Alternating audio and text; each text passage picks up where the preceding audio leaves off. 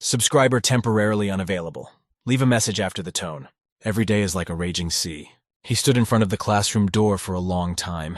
Quiet, class, he said, stepping into the huge room. Drawing the graph on the blackboard, the teacher thought that as soon as he turned his back, the waves splashing nearby would swallow him up completely.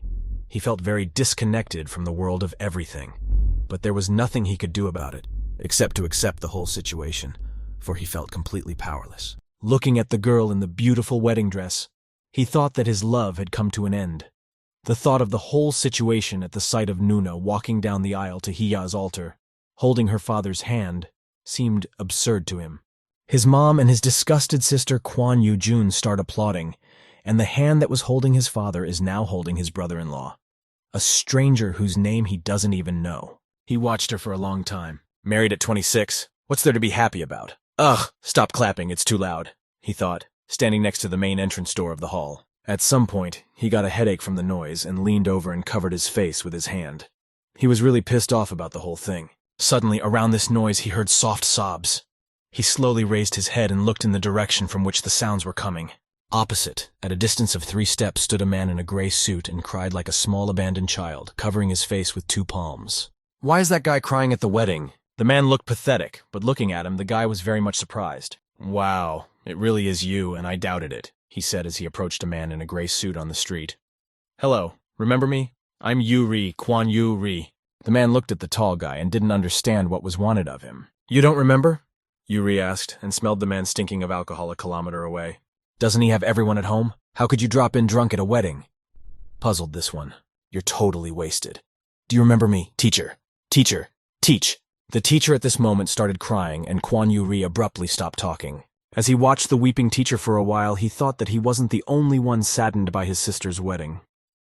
It was a small world, though. Kwan Yu-ri asked many questions, but the man seemed as if he didn't hear anything and continued to roar even more. This was starting to really annoy the guy. It doesn't matter. There's no point in asking if you're not listening. No one cares what happened. Getting up, he was about to leave when suddenly, the teacher fell off the bench and just passed out there as well. Kwan Yu-ri looked at the man lying on the ground with great disgust. No matter how many times he approached the teacher sitting inside in the cab, he couldn't get him to wake up. No matter how many times he asked him for his address or personal information, he didn't respond at all. What's your address? Yuri shouted at one point, losing patience. As he opened his eyes and slowly came to his senses, the teacher could barely make out the address where he lived. He was still crying.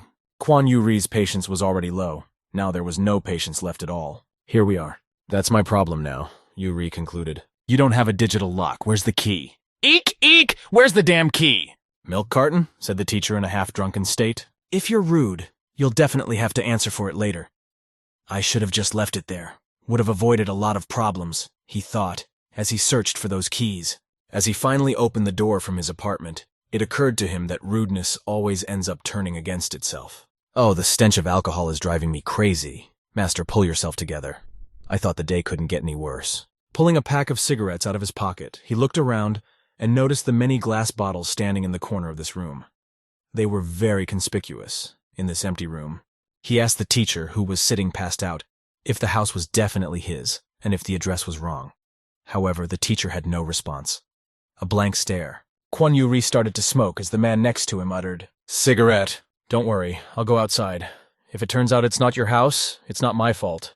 At that moment, the teacher abruptly grabbed the guy's neck and kissed him. The kiss was short-lived. Pulling away from the guy, the teacher just fell asleep.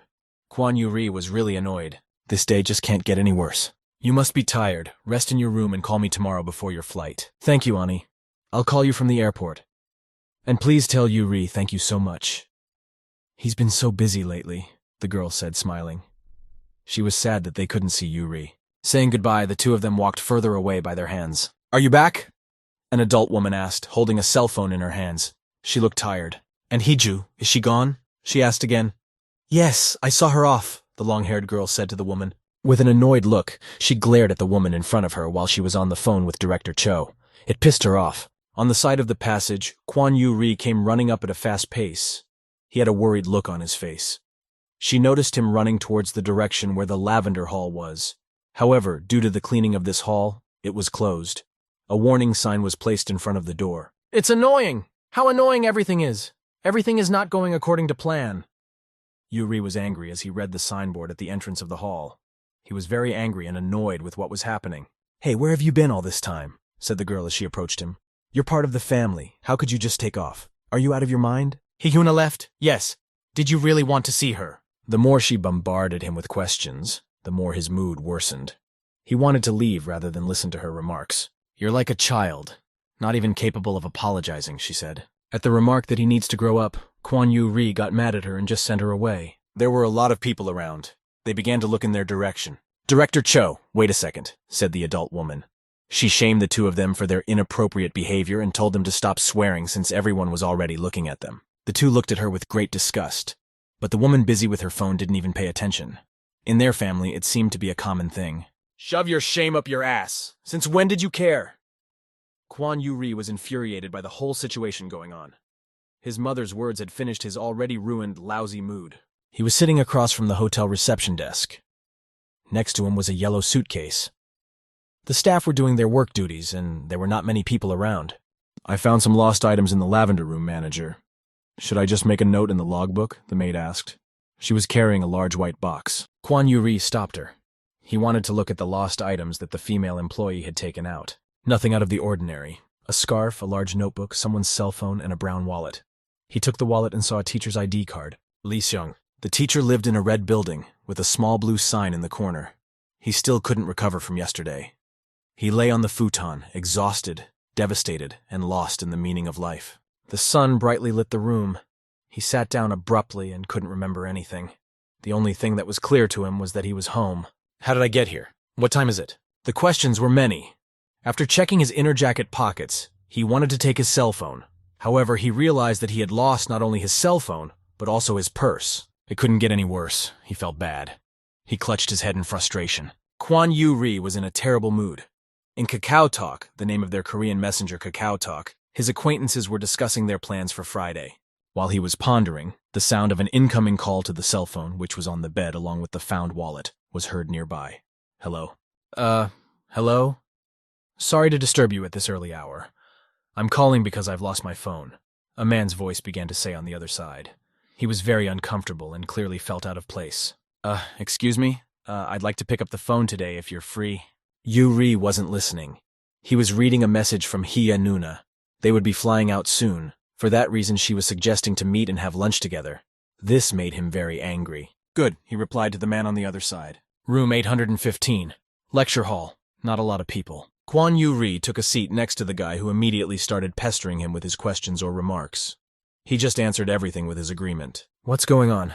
"Johan is worried that you've been depressed lately," the young guy next to you worriedly remarked. "Huh.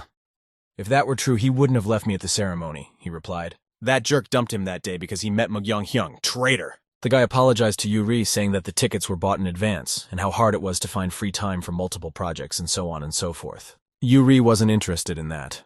He didn't care no matter how much the guy sitting next to him kept apologizing. He was thinking, "Thanks for your concern, but I'm fine. I'm just a little tired," he said. Yu-ri kept complaining about being tired of this whole university life. The upperclassmen, the people, the home environment where you have to listen to all this nonsense from Nuna. Plus, his so-called friend was so crazy about his boyfriend that he forgot about him. He made a remark that Johan only has his friend on his mind, not his persona. Yuri's friend was embarrassed because he realized everything. He didn't know what to say. "What are you doing after class today? Johan and I are planning to have a drink. You should join us." "You know I don't drink. You got a soda. I'll buy it. Your favorite." The lecture hall was already full. The professor came in and began to explain something in front of the blackboard. "Don't worry about it. I'm just messing around. I have other plans for today," said Kwon Yu-ri. The teacher was greatly surprised. A tall guy in a black sweater stood in front of him. He immediately recognized him as his student. "Kwon Yu-ri, right? Don't tell me you were the one who found my stuff," he started to say. "No way, what a coincidence. Long time no see, Yu-ri." It was unexpected and embarrassing. He didn't even remember yesterday and what he was doing. How embarrassing in front of his student. Kwon Yu-ri fake smiled back. Indeed, after all, it had been so long since yesterday. "When was the last time I saw you? Has it been 2 years since you graduated?" The teacher bombarded the boy with a lot of questions. They had been sitting for a long time if you notice one empty glass bottle. Kwon Yu-ri doesn't drink. Either the teacher was embarrassed or he didn't remember anything, and that's why he was so relaxed. But he was surprisingly calm and continued to chat with his student. "How are you doing? Enjoying college?" Yeah, it's fun. The college guys are pretty nice. Now I understand why people say that college years are the best, Yuri replied, pulling on the mask of a polite and nice student as much as possible. He didn't want to sit here at all. He was rambling last night, but look how smooth he is when he's sober. I wish I could get some information out of him. There were a lot of questions. Were the two of them dating? The thought irritated him. When I saw the ID, I couldn't believe it was really you. It's a small world. I'm glad I was the one who found it. I was at a wedding yesterday and found it in the restroom. So you were among the guests? Lee Seong clearly didn't want to answer. Abruptly, his mood disappeared. Yuri did not calm down. He wanted to finish off the man who was clearly upset and sat silently with his head down in front of him. Yuri, how about a drink? I always wondered when I could have a drink with my former student.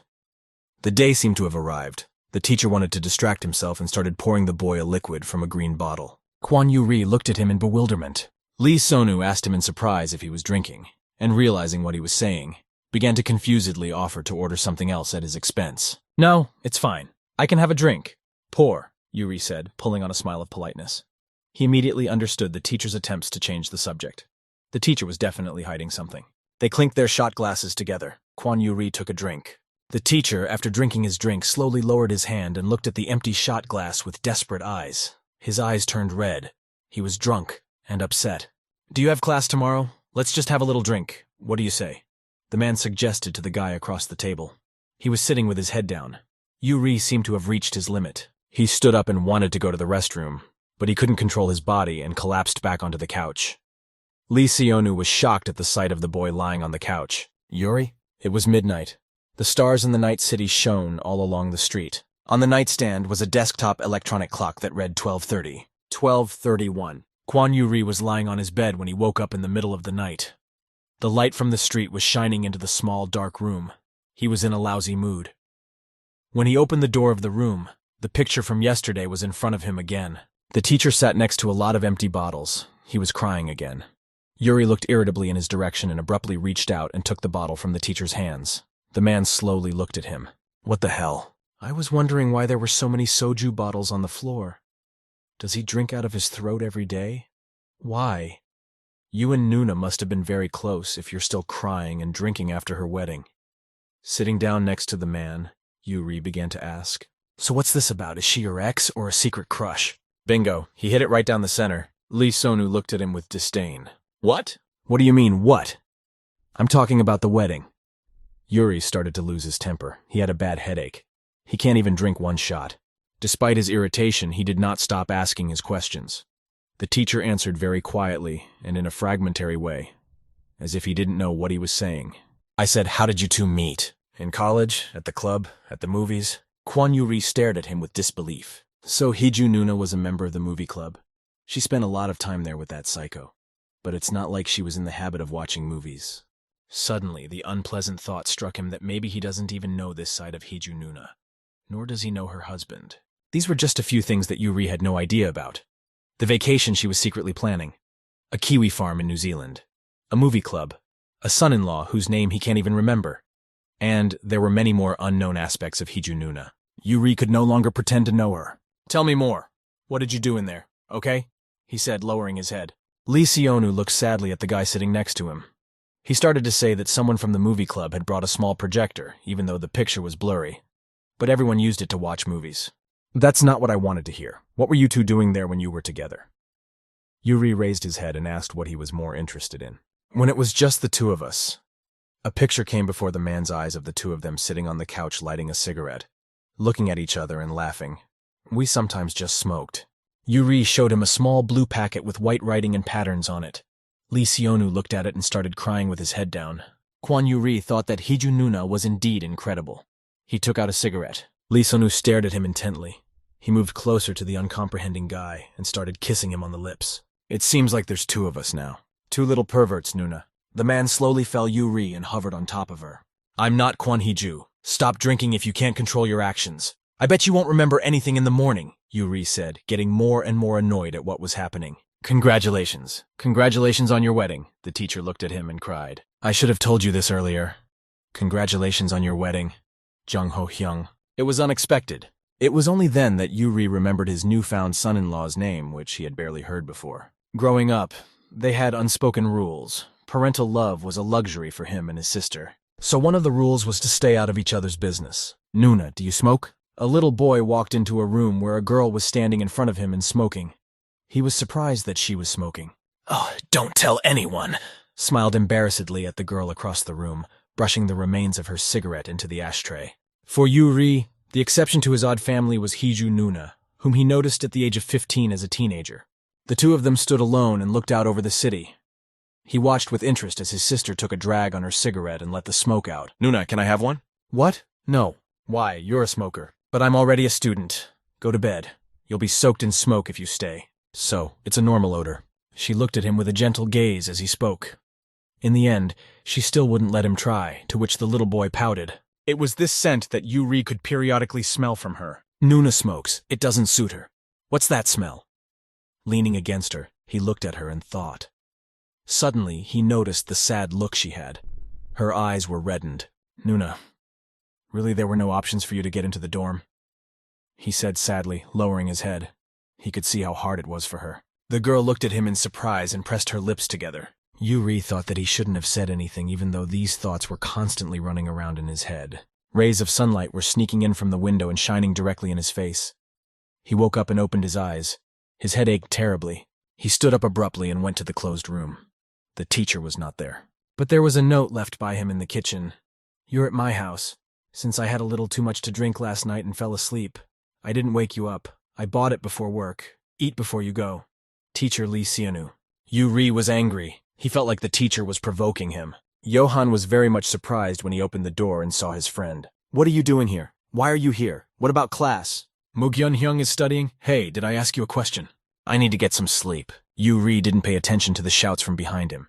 He just wanted to get some sleep, which he did. He lay down on the sofa and fell asleep. Are you really okay? Hey, Kwan Yuri, hey. There was no answer. Johan looked worriedly at the boy and understood nothing. Oh, come on, you big-eared stump. He threw the big blanket over the guy and scratched his head, then walked out of the room. It's not clear how much time has passed. Yuri lay there thinking about yesterday. He couldn't get it out of his head. 1,000 questions came into his mind. A picture of his teacher kissing him passionately appeared in front of his eyes. If the teacher kissed him not because of Hijanuna but her husband, does that mean he is gay? They must have been very close if he showed up to the wedding drunk and started sobbing. What about his sister's husband? Is he gay too? That sucks. Yuri couldn't think clearly because of everything that had happened. He blamed everything on his teacher. The picture of the teacher hovering over him, crying very bitterly and congratulating him on his wedding couldn't get out of his head. Yuri was very bitter about everything. He was thinking about Hiju Nuna. School, teacher's room #2. Lee Seonu sat in the office and looked sadly at the photo that showed 2 smiling guys. Jung Ho Hyung. Teacher Lee, you're not going to the meeting? Coming. He closed the album. Let me tell you something you already know. While we recommend not pushing yourself with studying, stress can be a powerful motivator. There were many people at the meeting. Everyone was listening to the man in the red vest, who was talking a lot about psychological points in dealing with students and so on. Lee Seonu didn't hear anything at all. He was detached from the entire world and was only looking at the paper in front of him. It seemed like he was the only unhappy person in this office. Teacher Lee Seonu, are you listening? Yes. Please focus. Year 1 and Year 2 high school teachers need to step up as there are many popular prep courses in our area. The meeting seemed to go on for ages. The principal talked about the importance of the reputation of a public school compared to private schools. He brought up the issue of teachers keeping a special eye on the self-teaching classes that needed leaders.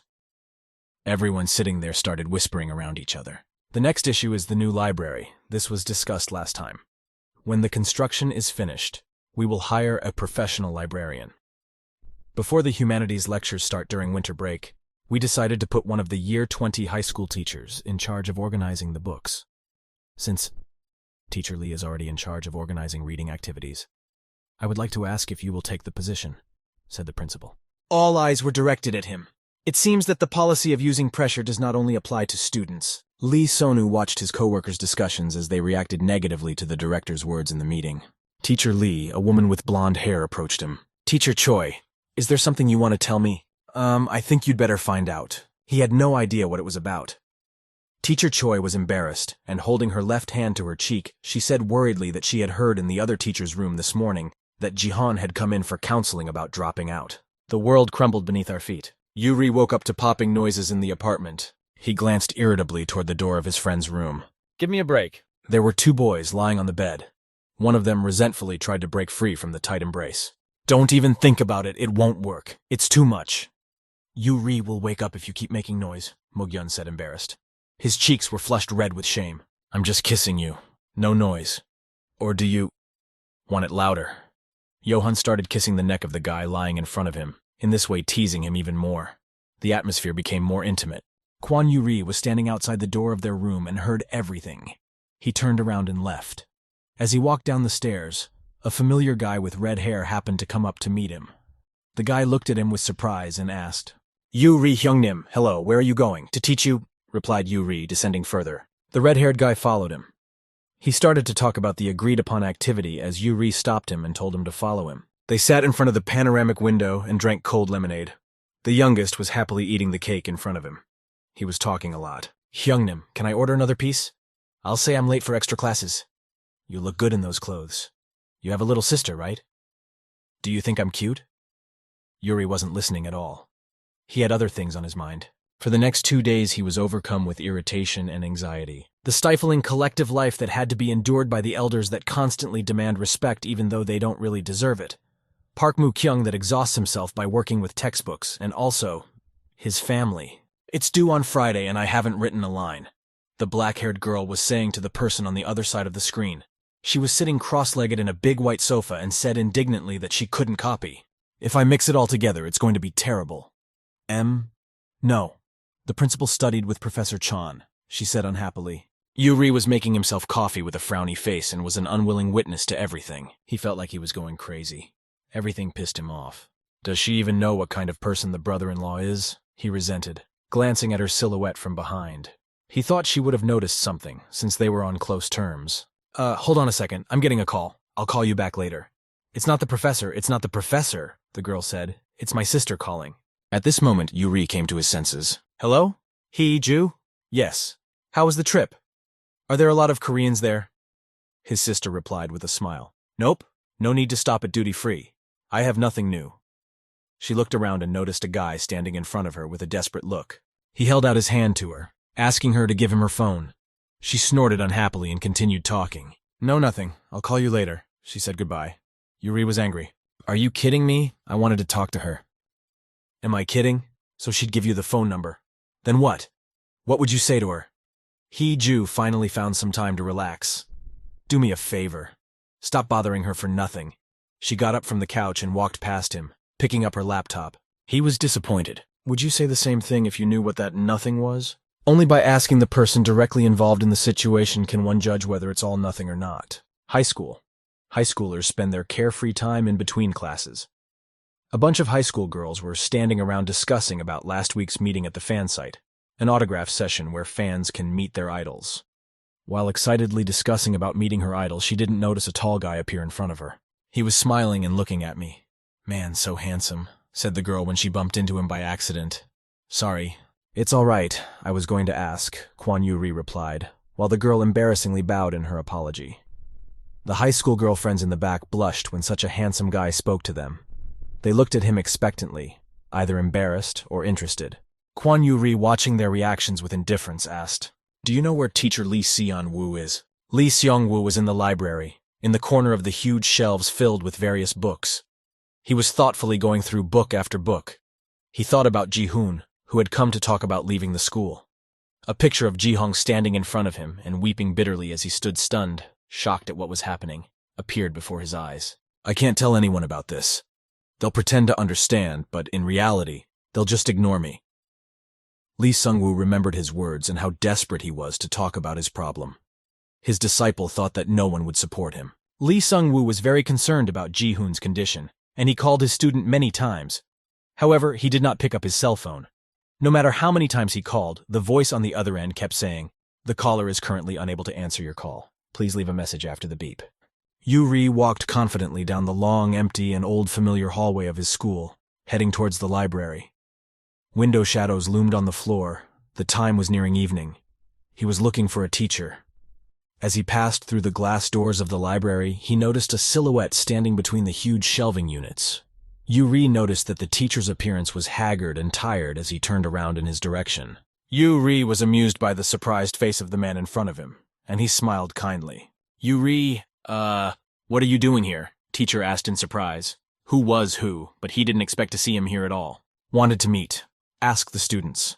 They said that you are probably here, Yuri replied, enjoying the situation even more. Were you assigned to keep an eye on the self-learners? What? Oh, yeah. But the library is under renovation right now, so just in charge of the books, said the teacher, pulling on a smile of politeness. But you could see by the way he was clearly not eager to see him. He nervously started wiping his phone. To books, then. Are you alone? The guy in front of him asked. There wasn't a soul in such a spacious library. The study tables meant for school children were empty. Yuri smilingly asked the teacher if he had taken a lot on his shoulders. Lee Sung-woo nervously glanced in his direction and remained silent. He didn't understand what his student was doing here and why he was looking for him. It's not... Anyway, it's good to see you. Did you get home okay then? You should have called me, but I was running around and forgot all about it, he continued to say, even more nervous about the tall guy standing very close to him. Yuri carefully watched the man who was rearranging the textbooks in front of him. The teacher was talking non-stop about that night, as if something would happen if he stopped talking now. He kept going on and on about how embarrassed he felt about leaving him, and that he shouldn't have gotten drunk and left him there alone. His desperate attempts amused Yuri, and he decided to play with the teacher even more.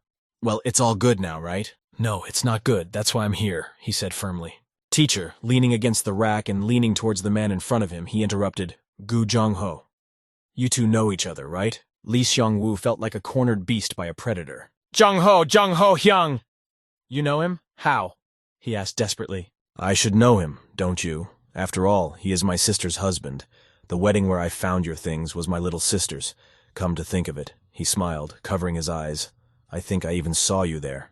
Kwon Yuri watched his teacher's reaction carefully. Like a predator marking its prey, he persistently walked forward, confidently but slowly cornering him. He was enjoying this game. Judging by your reaction, that's exactly what happened. You should have come up and said hello. Were you there as a friend on the groom's side? What's your relationship with him? We're in the same club. Just friends, school friends, Lee Seong-woo replied to the persistent questions from Yuri. He tried not to show any sign and continued to stack the books with the others. The situation made him uneasy and he felt threatened. Just friends, you say? Yuri decided not to be gentle with him. Is it okay to make out with just a friend? Lee Seong-woo abruptly froze at this question, his breath caught with fear. You know, when you kissed me, you were obviously thinking of someone else. All right. Congratulations on your marriage, Jung-ho Hyun. Don't you remember? He looked with horror at the tall guy standing next to him, who was obviously pleased that he had said that. It was clear now. It was clear what his apprentice needed. This is the end. Ha, seriously, don't remember. Yuri raised his hand, pointing towards the man. No matter how drunk you were, the fact remains that you kissed me seeing another. Because of you, I couldn't sleep well for the past 2 days. Can you believe it? Yuri continued to say. He grabbed the collar of the dark shirt of the teacher, who was very frightened. When I saw you crying in the wedding hall, I thought it was out of happiness for the newlyweds. But if you call out to one of them while kissing, it changes the situation completely. So explain it to me, master. Lee Sung-woo was startled. He didn't know what to answer. The guy in front of him was mercilessly asking questions and going over what had happened that day. What the hell happened between them? I wondered, and could not find any answer, Yuri said, and sharply pressed against the cabinet. There was a loud thud of books hitting the cabinet. Lee Sung-woo was horrified as Yuri looked at him. What is your relationship with my son-in-law, teacher? The longer Lee Seong-woo remained silent, the angrier Kwon Yuri became. He was infuriated by his teacher's behavior and reactions. He kept asking questions about the relationship between them. Gradually, even more with quiet rage, he pushed the teacher without even responding to the teacher's exclamations. When Yuri pushed the teacher with force, there was a loud rumbling sound. Pressed hard against the wall, Lee Seong-woo looked up and saw a stack of books falling right on top of them. Reacting quickly, he backed up and tried to protect Yuri with his body. The teacher's hand, which was above Yuri's head after being hit by the heavy books, was very swollen and reddened from the impact. Yuri, let's talk. While Yuri froze in his teacher's arms from shock, Lee Seong-woo tried to calm him down and talk to him. These actions made Kwon Yuri very angry. Are you kidding me? He pushed the teacher away with force. Teacher Lee? A man in a pink sweater entered the library and started looking for him. "Where are you, Teacher Lee? The advertisement for an assistant librarian is almost ready. I need your opinion." The man turned in their direction and spotted them. "I can't believe my eyes. Who do we have here? Is it Yuri? What are you doing here? Did you want to see your teacher?" The man greeted him cheerfully. Kwon Yuri looked towards the person approaching them with a displeased look. "Whoa, our pride. So mature since college. You got a girlfriend yet?" "Woo, Teacher Yu, why did you come to the library?" Teacher Lee interrupted him, smiling falsely. He walked over while Yuri stayed behind him. "What? Oh, right, about the assistant. I know we discussed it at the meeting." The two of them stepped back and started talking amongst themselves. Kwon Yuri was even angrier as he watched the scene. I don't know why he was so aggressive, but the sight of the confused Teacher Lee pissed him off. "Since the library is now under your responsibility, there are two options," Teacher Yu said. "It is possible to hire a person, but last year the administration received many complaints about such an employee. Or you could hire a student from the literature department, but there was an unpleasant situation with him. He simply left his workplace without informing any of the staff. Teacher Kim is absolutely against this option. In any case, the final decision is up to you." Teacher Yu finished his long speech. Lee Seong-woo was not at all concerned, but he listened without interrupting his loud colleague, who was actively showing his participation, even though his injured arm was whimpering and aching. He quietly and calmly said that either option was fine for him. "Yes? The director was thinking of hiring a special employee after all. Shall we agree on that?" "Uh-huh. Finalize the ad. I'll approve it. It's not hard to write and publish, but to deal with a lot of resumes later," Teacher Yu was saying, when he suddenly noticed a guy still standing behind him, leaning against the wall with a bored look. "No, just a second. Yuri, do you have a job now?" "What?" Yuri didn't understand what the attention was drawn to. A man in a pink sweater approached him. "If you're not busy, how about working part-time as a library assistant?" Lee Sung-woo didn't like the idea at all. He tried to stop his colleague, but he couldn't hear anything and turned his attention back to the irritated Kwon Yu-ri. "Teacher Lee, it's much harder to bring in someone new. Think about how many applications we have to process. We'll waste a lot of time," he continued. "Wah-ah, Yuri, it's good that you came by. What do you think of the offer? All you have to do is pack the books and enter them into the computer." Lee Seong-woo held onto his injured arm, which had already turned blue, and looked at the excited Teacher Yu with a doomed look. He tried to stop him and suggest other options to solve the situation. "You're too sudden. Let's still publish the announcement and decide from there," he spoke, drawing his colleague's attention back to himself before Yu-ri could give his response. Kwon Yu-ri, watching from the sidelines at the teacher's attempts to interfere, was getting out of patience. "We still have plenty of time. There's no need to hurry. All right. If I may, I'd like to give it a try." "Permission to fill the vacancy," he interrupted, approaching the two teachers. His answer forced the teacher off balance. He looked at Yuri with incomprehension. "Really? You want some?" "Oh, Yuri, you're the best. It's nice that a graduate from our university will be working here too," Teacher Yu happily ranted, not noticing the tension between the two of them at all. He, also not noticing the panic in Lee Sung-woo's eyes, immediately offered Yu-ri to fill out a job application form. "Let's go. There's some paperwork to fill out." Kwon Yu-ri stood next to Lee Seong-woo, as he was completely unaware of everything that was going on. Lee Seong-woo was alone in the large library. He stood frustrated in the center of the scattered books, supporting his bruised arm. On the floor along with the various books was his broken cell phone. Some kind of black streak, no other way. Only unpleasant things have been happening to him lately. Lee Seong-woo sat by the bed in his bright room with blue walls. Depressed, he analyzed all the events of the past week. He of course realized inside his soul that sooner or later, the truth would come out. But he never dreamed that things would turn out this way. It's a small world. But why him? He tried to massage his bruised arm, but it was reddening and aching. He regretted getting drunk that night. Lee Seong-woo stood in front of the classroom door and pondered that since he wasn't prepared for the meeting, there was no reason to come. He didn't have to think for long. He entered the classroom. Lee Sung-woo walked into the classroom. When he looked inside the classroom, he saw a familiar sight. The high school students didn't even pay attention to him. Everyone was doing their own thing. Some were sleeping, some were having fun with their friends, and some were reading their textbooks. The class had started. The class was full. Half of the students were asleep. Only a small fraction of them were interested in the lesson. Lee Seong-woo was writing on the chalkboard with a bandaged hand.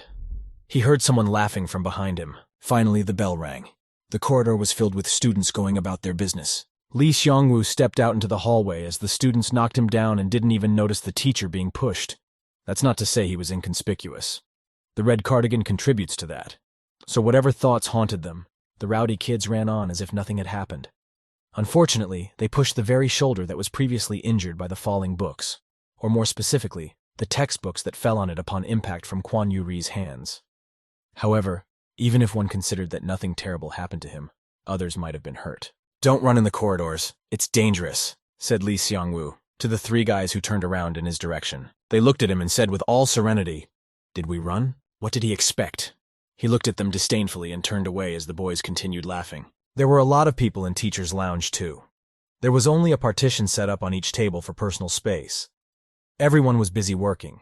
Some were actively working on the computer. Some were typing documents. Some were just standing around chatting with a colleague while notifications of incoming letters came in. Others were distracted from their work. The whole office was buzzing. Lee Sungwoo was also sitting in the Teacher's Lounge. His desk was located next to a cabinet full of materials and documents. There was order on his desk. The photo of him and Joan Ho Hyung together only caused him pain and disappointment. "There's a storm coming. My hideout is just about the only place I have for humanities classes. Exactly 3 days a week. 3 hours after the main classes are over. Seems pretty normal." He was sitting in a large but empty library. In the midst of the many books, he tried to cut with scissors, but his injured arm made him unable to do so.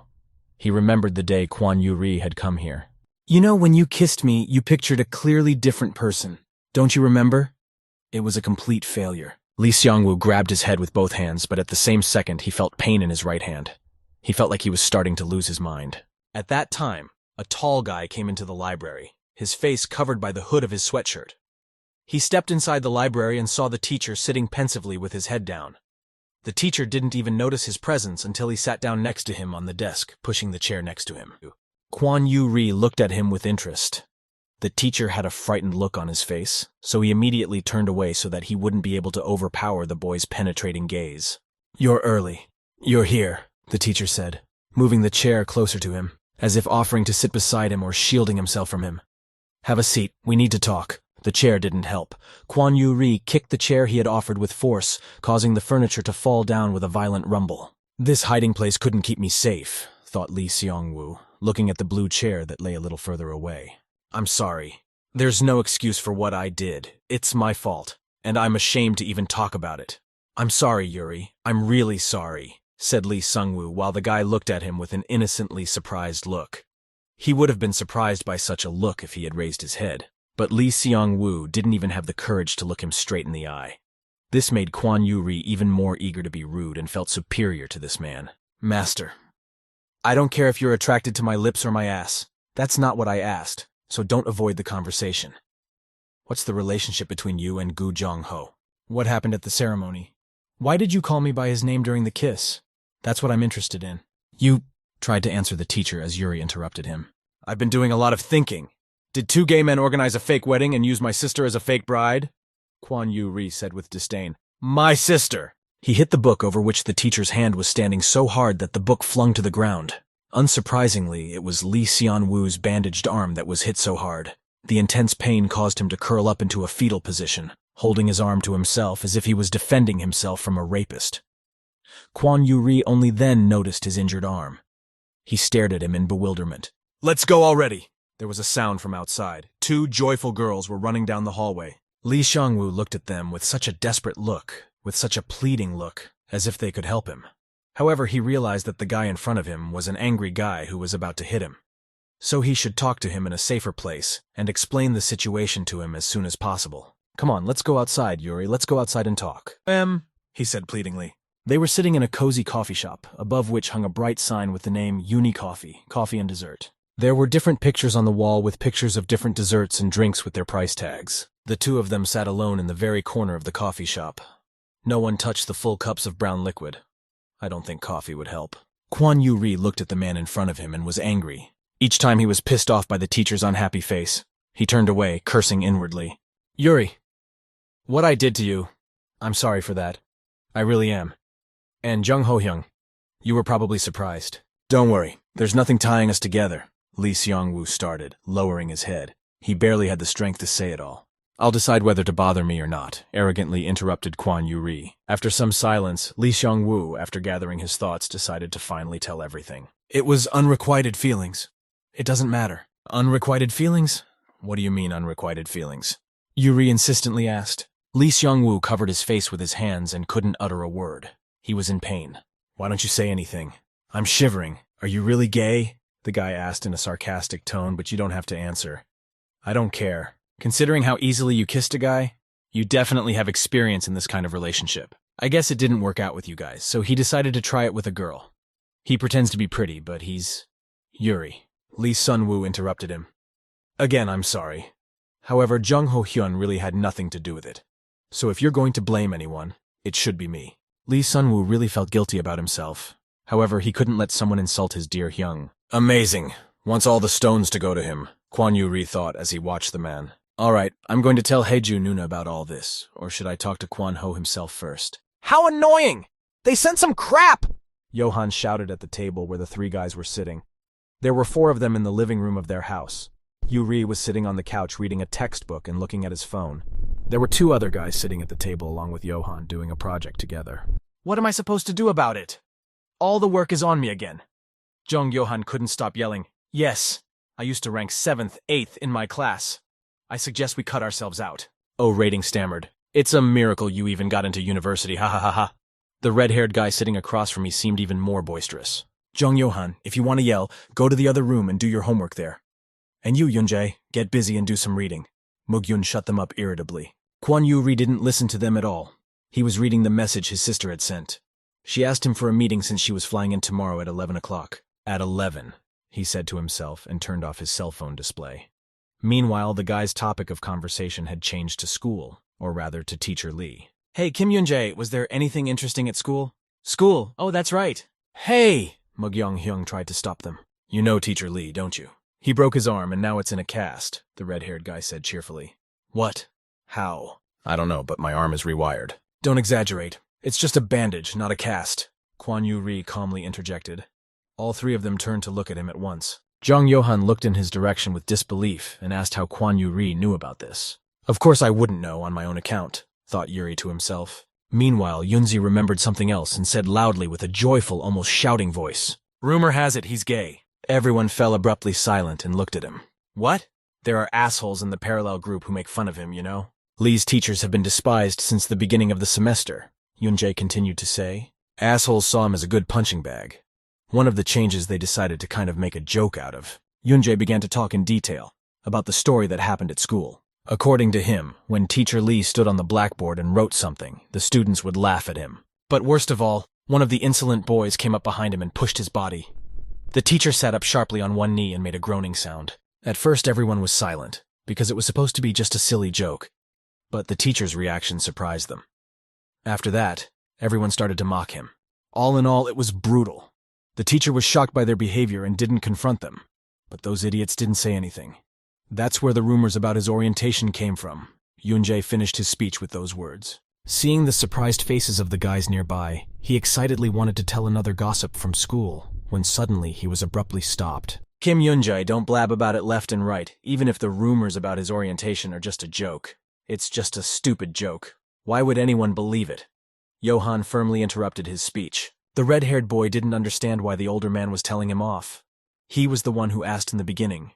While the 2 of them were arguing, Kwan Yu-ri, who was also listening to the story, was furious. It made him angry that the teacher couldn't stand up for himself at all. Hey, Kim Yunjae, do you know Teacher Lee's number? Kwan Yu-ri was sitting in the coffee shop focused on the message that Teacher Lee's number was sent to him by Yunjae. A tall brunette took a seat at his table. How long have you been here? I'm going to study here for a while until Johan's class ends. It's an hour. Do you have any more classes today? Mogyong Hyung pulled his stuff out of his backpack while addressing him.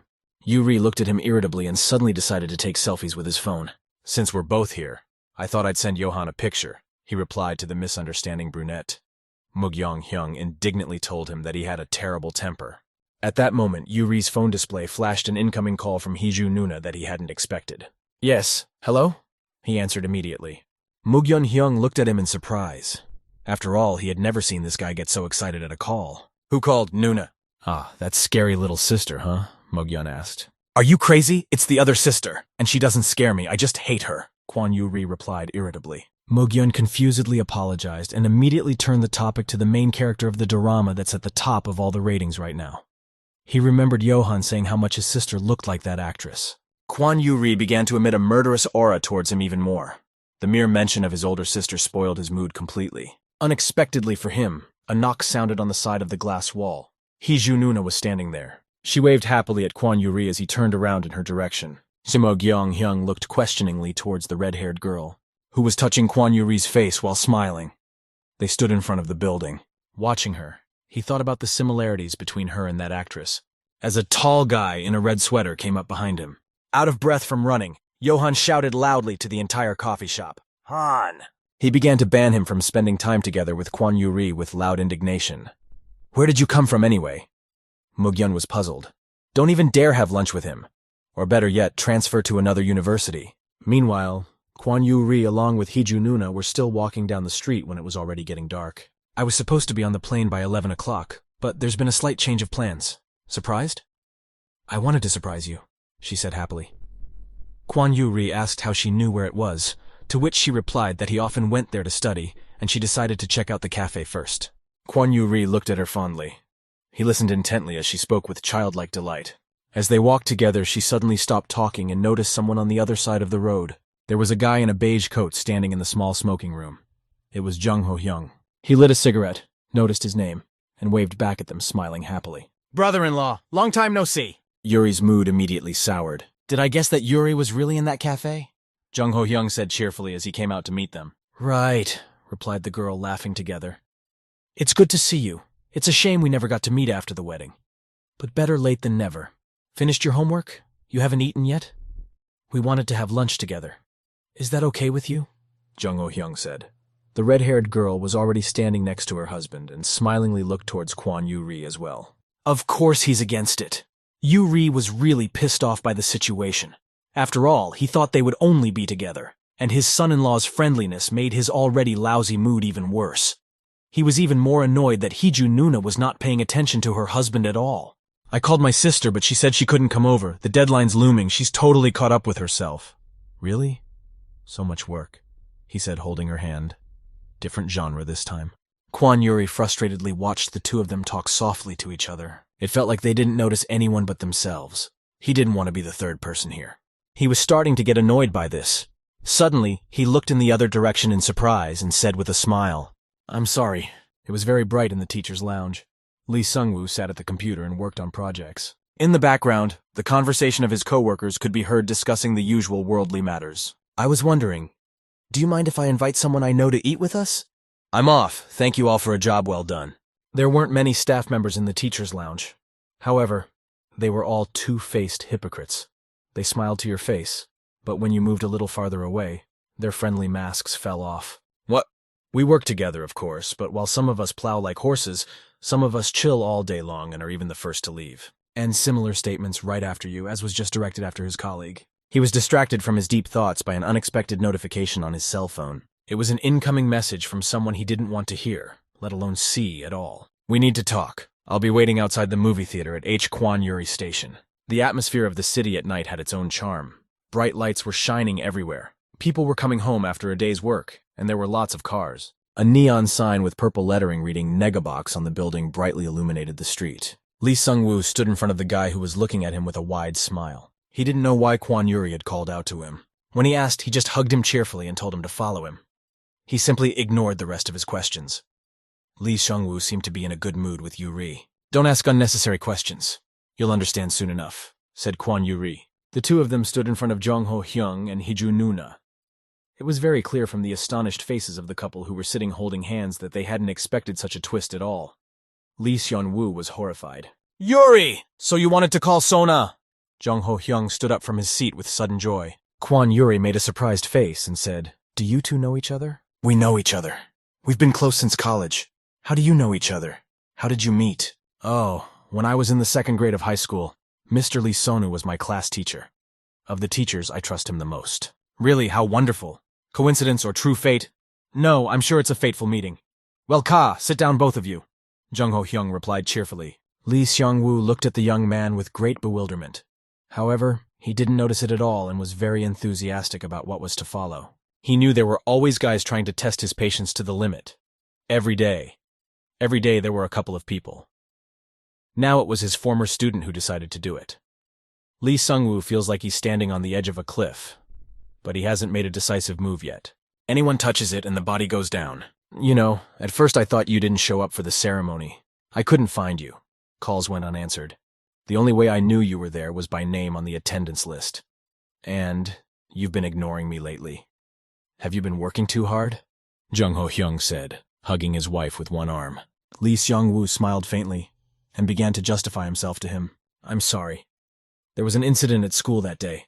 I was so busy that I forgot to even say hello, he replied to the man across from him. Yuri listened attentively and occasionally snickered at his teacher's lies. But he also interjected into the conversation between them, drawing attention to his own person. You must have been busy for greetings, pumping yourself full of alcohol, he said quietly to his teacher, which made the latter pretend not to hear. By the way, you met at a club. What club? The girl asked. Musical? Sports? At the movie club. I was having a hard time at the time, so I joined to distract myself, Chun Ho-hyung said with a happy laugh. He was happy to remember those student days. He turned to his friend, asking about mutual acquaintances from the movie club. The man started talking about the guy who ran the club, who was so obsessed with art movies that he collected them from all over the country. It was the first movie they watched together with Lee Sung-woo. It was a Swedish movie about a jazz bar, wasn't it?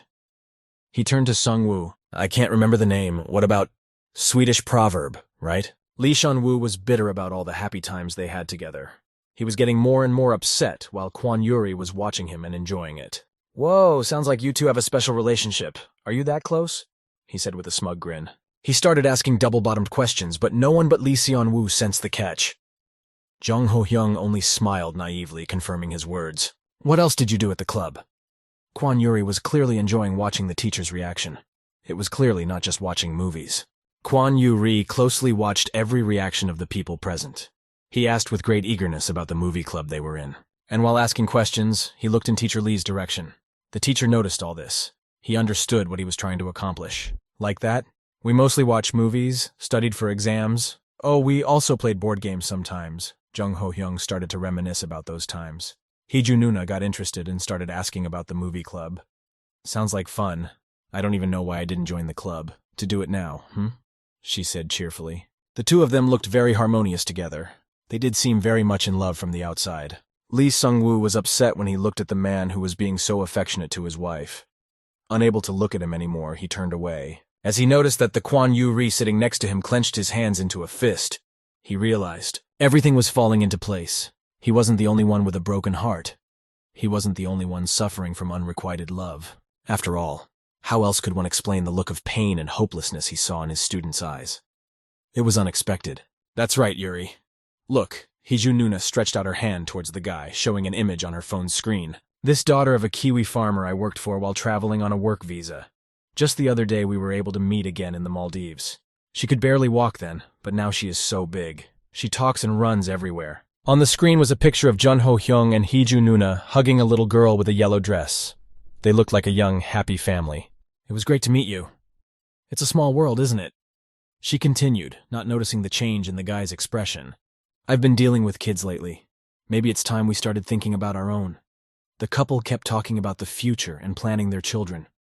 They were completely oblivious to the others, completely absorbed in each other. Jung Ho-hyung said happily how he wished he had a daughter so he could walk with her every day holding hands. To walk together with her on weekends. He excitedly said that now he should buy a cabin and camping equipment. At these remarks, Hee-ju Nuna was so embarrassed that she remembered Kwon Yuri, who was also listening to them. Brother-in-law, from now on I'm in charge of your Nuna's happiness, so don't worry, okay? Smiling broadly, Jung Ho-hyung turned to the boy. Kwon Yuri ran out of patience, speaking so loudly as if it wasn't a matter of course. He said, with obvious disdain, but here's the question. Is a man who so abruptly married a coworker capable of being serious enough to be responsible for someone else's happiness? Everyone looked at him. Everyone had a tense reaction. Lee Sung-woo looked at the guy who was looking at the interlocutors with an indifferent face. He thought it must take exceptional bravery and courage to utter such a thing. Evening. There were few cars on the road. Lee Sung-woo saw off the couple who drove away in a white car. He looked back toward the park where his student sat on a bench illuminated by bright lanterns. Kwon Yuri decided to have a smoke. abruptly snatched the only lit cigarette from his hands. Smoking was forbidden in the park. A man in a beige suit stood in front of him. He broke his cigarette, causing Kwon Yu-ri to cast a displeased look in his direction. "Are you playing teacher?" he said, as the cigarette was tossed into the box labeled garbage. "I noticed this afternoon that Koo Jong-ho has the same cigarettes. I wondered why you were only scolding me for smoking. Are you on a roll?" He made fun of Teacher Lee. "You always lied to me about not smoking. If I penalized you for every cigarette you smoked, you'd lose about 20 points. It was about the 100-point system for grading student performance. Did you call me here on purpose today?" he asked the guy sitting there. Kwon Yuri looked at him angrily. He decided to check it out. He wondered if the whole thing was a gay phenomenon. And what? If Teacher Lee was really in love with his son-in-law unrequitedly, or if both of them were involved after all. "Okay, I get it. I hope you feel better now that you've insulted me enough," Lee Sun-woo said glumly. Kwon Yu-ri had a sad expression on his face.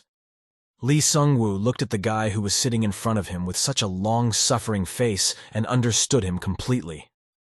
It felt like he understood the pain the guy was feeling. But he couldn't be too angry with him. "Hee-ju said she was planning to go to your family's house. Are you going too?" he asked. "None of your business." Yuri was clearly not going to be polite. He sat frustrated with his head down. He didn't feel like talking. "I guess see you later then," said the man and left. It wasn't clear how much time had passed. It was dark. A man in a beige suit was walking down the green alley. Lee Sung-woo couldn't get that look on Kwon Yu-ri's face out of his mind. He stopped and looked back. Kwon Yu-ri was still sitting with his head down. There wasn't a single soul nearby. He felt someone coming toward him and lifting his head upward. Saw Teacher Lee standing in front of him. He turned back. If you don't feel like going home tonight, how about coming to my place for a drink?" They sat in a room alone and drank alcohol. Lee Sung-woo was going to get really drunk to forget himself. Kwon Yu-ri looked at the man who was drinking nonstop and turned his back on him, cursing internally. He was trying to drink too, but he really wasn't very good at it, which made him cough. "What are you looking at?" he said, turning to the teacher who was staring at him. I was just thinking about how human relationships can be weird," the teacher replied, causing Yu-ri to look at him angrily. "I just don't understand," squeezing the can, making it crumple. "You and Hee-ju Nuna. What do you see in a man who only knows how to laugh all the time? What's so good about him? What's so good about him that you get so drunk every day? What, that Swedish jazz movie you both saw, right?" He looked at him and asked why Teacher Lee was so steamed about him. Lee Sung-woo looked at him tiredly. He was clearly bored with the topic, but he replied that it was an Italian movie. He started to say that the movie wasn't about jazz bars, it was about a winery, and those Swedish proverbs that Jung Ho-hyung had mentioned, he'd never heard in his life.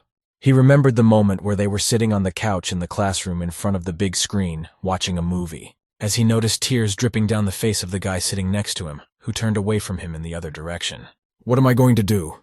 he thought then beside him. He doesn't remember anything. Lee Sung-woo started crying as memories came flooding back to him. Kwon Yu-ri became very angry at this situation. Snatching the cigarette, he thought that Teacher Lee couldn't even answer his question humanly. When the guy got up to go outside and smoke, the teacher sitting behind him told him he was allowed to smoke in here as well. "Why?" Kwon Yu-ri asked him. "So that as soon as I started smoking, you would kiss me again?" "Not at all," replied the teacher. The boy looked in his direction unhappily. Teacher Lee inhaled the smoke from the cigarette. For as he said himself, Yu-ri smoked right in front of him and stared at him intently. "Tell me the truth. When you got drunk and kissed me, did you imagine Koo Jong-ho in my place?" Lee Seong-woo was annoyed by such questions. However, Kwon Yu-ri became even more rude when he was silent. Kwon Yu-ri grabbed his chin and pulled him to him.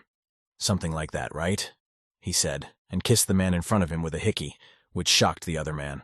"If something like that happened to Koo Chun-ho, you would want to do it, right?" Kwon Yu-ri said, looking at the teacher defiantly, like the last pervert. Teacher Lee raised his hand holding the green glass bottle as if protecting himself from him. While the guy was putting out his cigarettes against the glass bottle, Lee Sung-woo was thinking that he wished he had never gone to this wedding. Indecent noises were heard in the hallway of their apartment.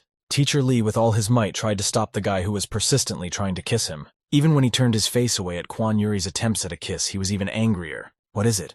Didn't you like doing things like this? After you did everything you liked to do, why are you doing this to me?" The guy was really good at manipulating him. "Kwon Yuri, did you imagine him while you were kissing me?" Yuri got into the taste and persistently started asking vulgar questions. He wanted to get an even sharper reaction from Teacher Lee. He succeeded. "Hey, is your Nuna really adopted?" A little boy with long bangs smilingly looked at him. "My mom heard about it at the parent-teacher conference, that your Nuna is adopted." Is that true? Little Kwan Yuri looked at the boy in surprise. From his classmate's unexpected question, the boys in the class jumped up and started to stop the boy. How can you be so rude to ask something like that? Why did you ask him that in front of everyone? He might be uncomfortable. And so on. At this point, the guy sitting next to the window got really angry at the noise because everyone around him was not just talking loudly, but yelling at the whole class. He started yelling at everyone to shut up. Parents' meetings were annual judgment days for Kwan Yuri. If you quickly assess the situation, you can immediately determine the place for your child, in which group he or she will be better, taking into account the simple conditions for easy learning, in order to choose correctly between the two groups. The first group, the kids he's going to make friends with, and the other group, the kids he's going to reject. That day, in that classroom, while everyone was watching two classmates fight, Kwan Yuri came to the conclusion that he was rejected because of their judgment of his foster sister, and by the same token, Jung Yohan was also an outcast in the class. Kwan Yuri stood up from his desk. When the boy with bangs knocked Jung Yohan down and was about to punch him with his fist, Yohan saw this boy behind him, as Kwan Yuri was about to hit him with a big textbook. That day, they themselves were able to shake off all ambivalence and became outcasts in the class. But for some reason, cruelty on school grounds is never justified. So the teacher made Kwan Yuri and Jung Yohan stand side by side and told them, "The school term hasn't even started yet. What have you arranged? You both have until tomorrow to bring your parents in. Otherwise, you'll have to write 10 letters of explanation, okay?" Naturally, the parents didn't show up. And once again, they stood dissatisfied in front of the teacher, who reprimanded them. After all, the parents, who were so busy, did not care about them. And parents who didn't give a shit from the start. They had to write 10 explanatory letters. "Hey, I have a mom and dad. They're just divorced, so they don't live together. Those kids don't even know anything. But they're still spreading stories left and right," said the boy in the red sweatshirt. "So I didn't ask," Kwan Yuri replied, looking at him without emotion. "It's true, my Nuna is adopted." "Hey, I didn't ask either," Jung Yohan yelled at him. So they started asking about their elders. Kwan Yuri revealed that her older sister Yujun was 21, and her younger Nuna Hiju was 18. Jung Yohan's brother was 23 years old. They were all adults by their standards. Thus, having identified similarities between them that society did not accept, they found support in each other, which united them. This is probably when their friendship began. I showed up at my parents' house pretty late too. Hyun, 23, with his 13-year-old younger brother. A couple who decided to have a baby after 10 years. They are now divorced and living separately. What exactly defines a human relationship? He thought as he watched Jung Yohan. And in those relationships, what situations lead to messy consequences that change those very relationships? It's a one-line apology, and it's, I'm not even sure if I'm reading an apology or a rebel letter. You rascals, who apologizes like that? The teacher was reprimanding them for explanatory papers that were not good enough in his opinion, although it was not clear what he expected from boys of their age. The whole point of the explanation is to make me realize that you've realized your mistakes, okay? The only reason I'm reprimanding you is because cruelty is fundamentally unacceptable. While the teacher was reprimanding the boys, a boy entered the classroom. Jung Yohan was overjoyed when he saw him. It was Yohan's older brother. "Hyung, why are you so late?" He ran toward his brother and hugged him tightly around the waist. "Yohan, it hurts," his older brother said, embarrassed. He apologized to the teacher for being late and for his younger brother's behavior. Jung Yohan was glowing with happiness, still not letting go of the embrace. Kwan Yuri watched as he looked at his brother with such pride and admiration. A 23-year-old Hyung and a 13-year-old younger brother, he thought. When suddenly I noticed Hiju Nuna standing in the doorway. She embarrassedly walked into the classroom and said hello to everyone.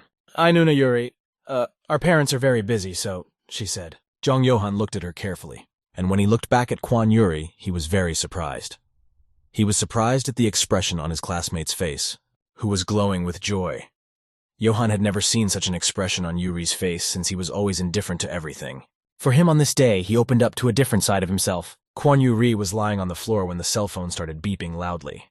He felt just disgusted. Yuri abruptly jumped up, grabbed his phone as he suddenly got a headache. At this moment, he remembered last night, and the expression on Teacher Lee's face. "If you throw words around just to blow off steam, I won't stand for it. It's funny how easily you use the word immoral." The sudden memory of his words ruined his already lousy mood from the morning. He headed to the teacher's room and opened the room door loudly without any warning. However, other than a bed and a closet with a nightstand filled with books, there was nothing there. The teacher was gone. It seemed he had left early in the morning, leaving him alone in the apartment. There was a box in the kitchen with a yellow note attached that said, "Bought this morning, please eat before you go." The man's unsolicited concern made him even more angry. "I've lost my mind." Lee Seong-woo stood in front of the mirror, washing his face with cold water, remembering what he had done last night, and more importantly, who he had done it with. Even though he's an adult, still, how could I… with a student? What am I doing prancing around like a lunatic?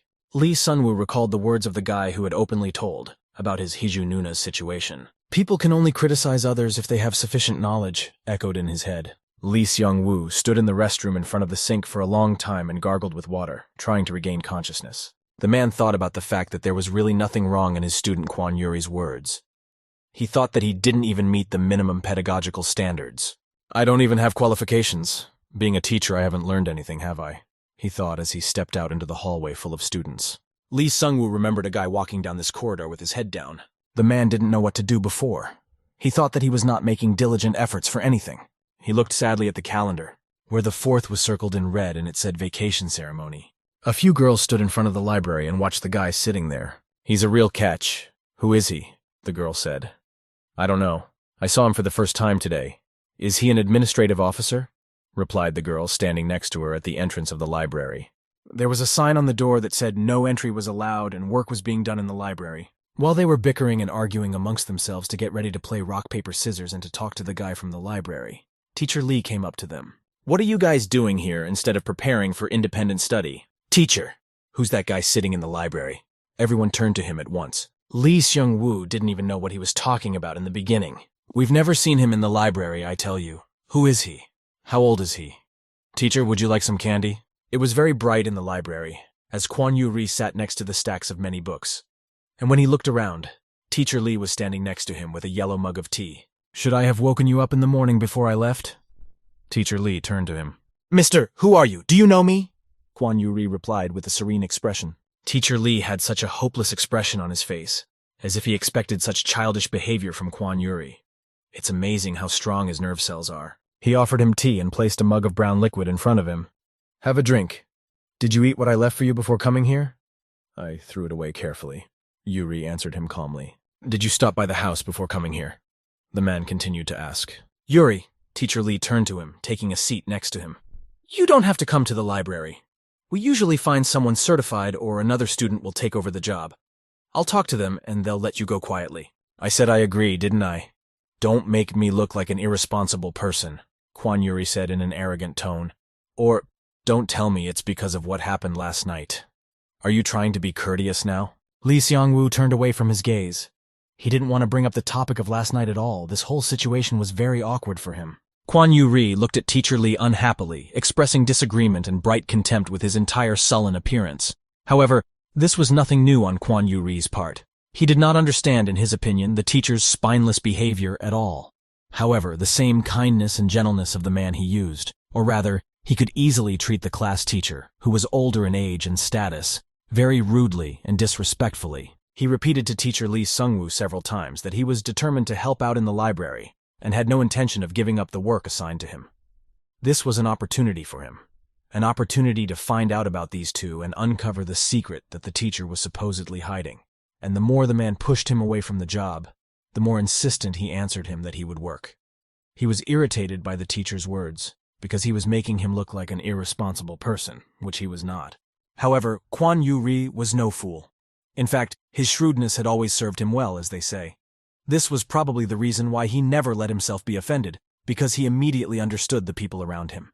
Just as he did now, he realized that the teacher had a negative attitude toward his presence in the library because of last night, and that the man wanted to blow him off as politely as possible. He clearly expressed his displeasure and speculation. Although he thought last night was consensual, the teacher seemed to have a different opinion about it. Lee Seong-woo didn't look him in the eye. He didn't have the courage and boldness to see Kwon Yu-ri's scornful gaze directed at him. After all, last night was completely his fault. Since he considered himself an adult and was Yu-ri's former class teacher, he felt that as a mature person, he should be held responsible for these past days' mistakes.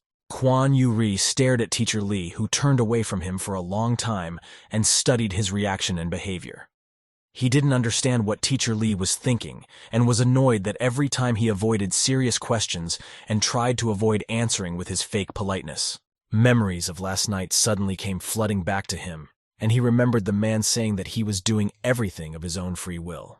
He remembered the man saying he was doing everything of his own free will, and the image of the man spreading his legs and lying in front of him, wriggling as hard as he could. Lee Sung-woo was like a captured small animal about to be completely swallowed alive. Meanwhile, Kwon Yu-ri loomed over the teacher like a wild beast, completely dominating him. Watching the teacher carefully, his dramatic yet desperate expression on his face, he discovered a new teacher. The man had opened up to him from a completely different dark side. The more the teacher flipped him off and tried to break free from his grip, the more Yu-ri got into the taste and teased him. He carefully watched every reaction, every facial expression, and every movement of his body.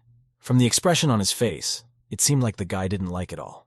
The longer he watched the man, the angrier he became, and it felt as if Kwon Yu-ri was trying to figure out how a man could make such sounds and be so sexy.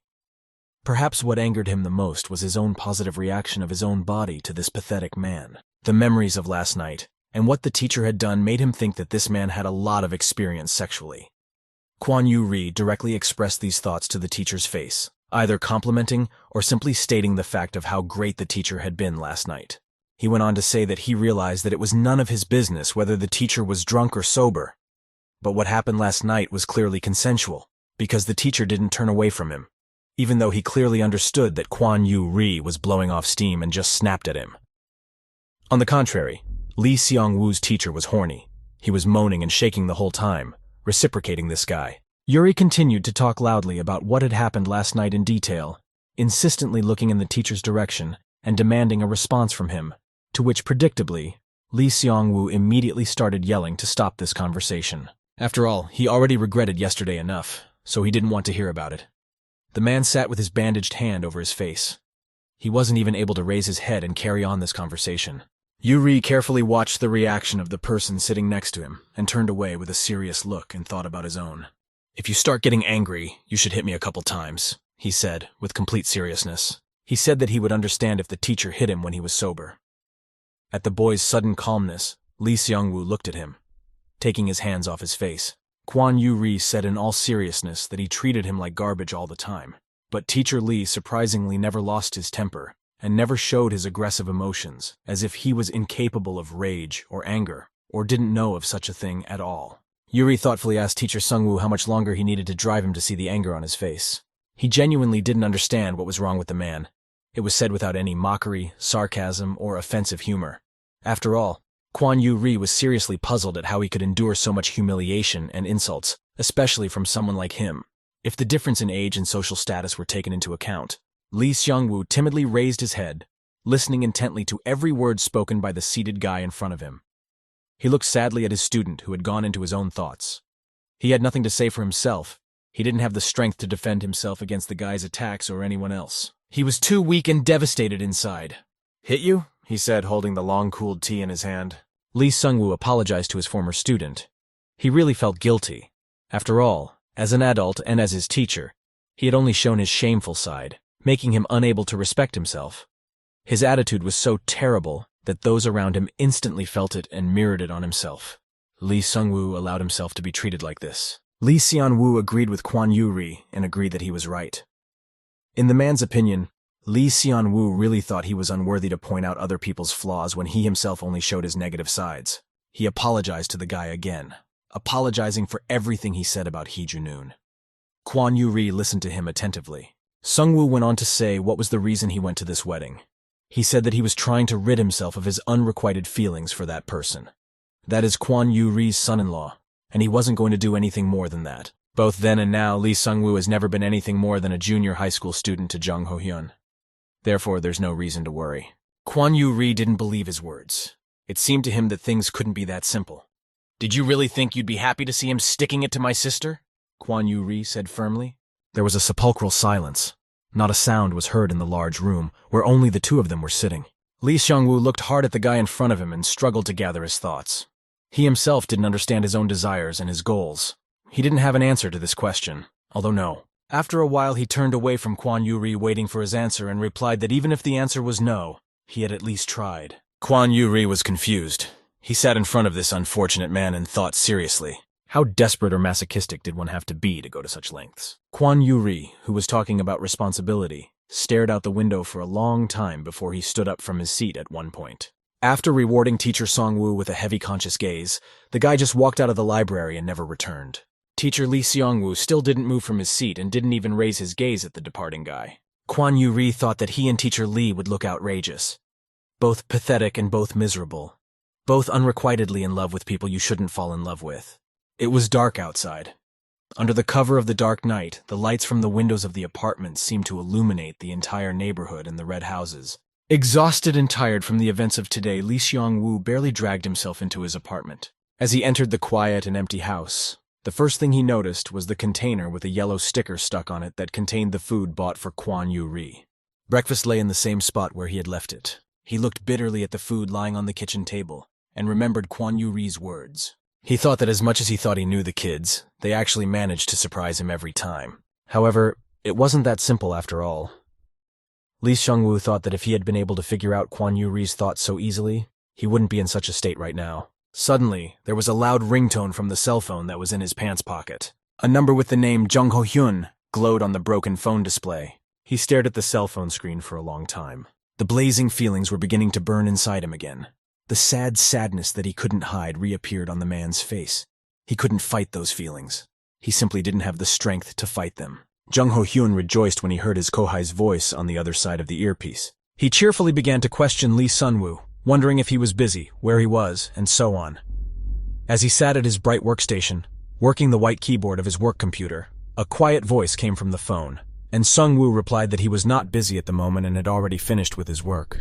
On Jung Ho-hyun's side, he could be heard clacking away on his keyboard, actively typing away. He was so happy that Seong-woo had answered his call that he started talking about himself and his own as usual, not noticing how the man on the other side had a quiet and tired voice. Although he may have noticed, but he didn't give it a huge amount of importance, because Lee Sun-woo has always been so shy and sweet. He couldn't be called noisy or the soul of the company. Meanwhile, Jung Ho-hyun continued to ask Seon-woo how he was feeling after last night's party, or rather drinking. Lee Sung-woo assured his Hyung that 2 beers didn't do anything to him and vice versa. How was he doing? After all, Hyung drank enough to get intoxicated. In any case, Lee Seong-woo tried to keep the conversation going as politely as possible. Although it was very difficult, but he couldn't break the bond.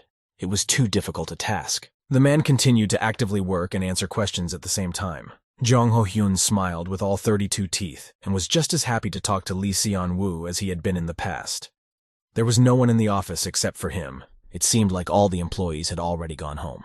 Because of this, he could chat with him in peace. Lee Seong-woo listened attentively as his companion laughed joyfully and spoke cheerfully to him while his heart was bursting with feelings.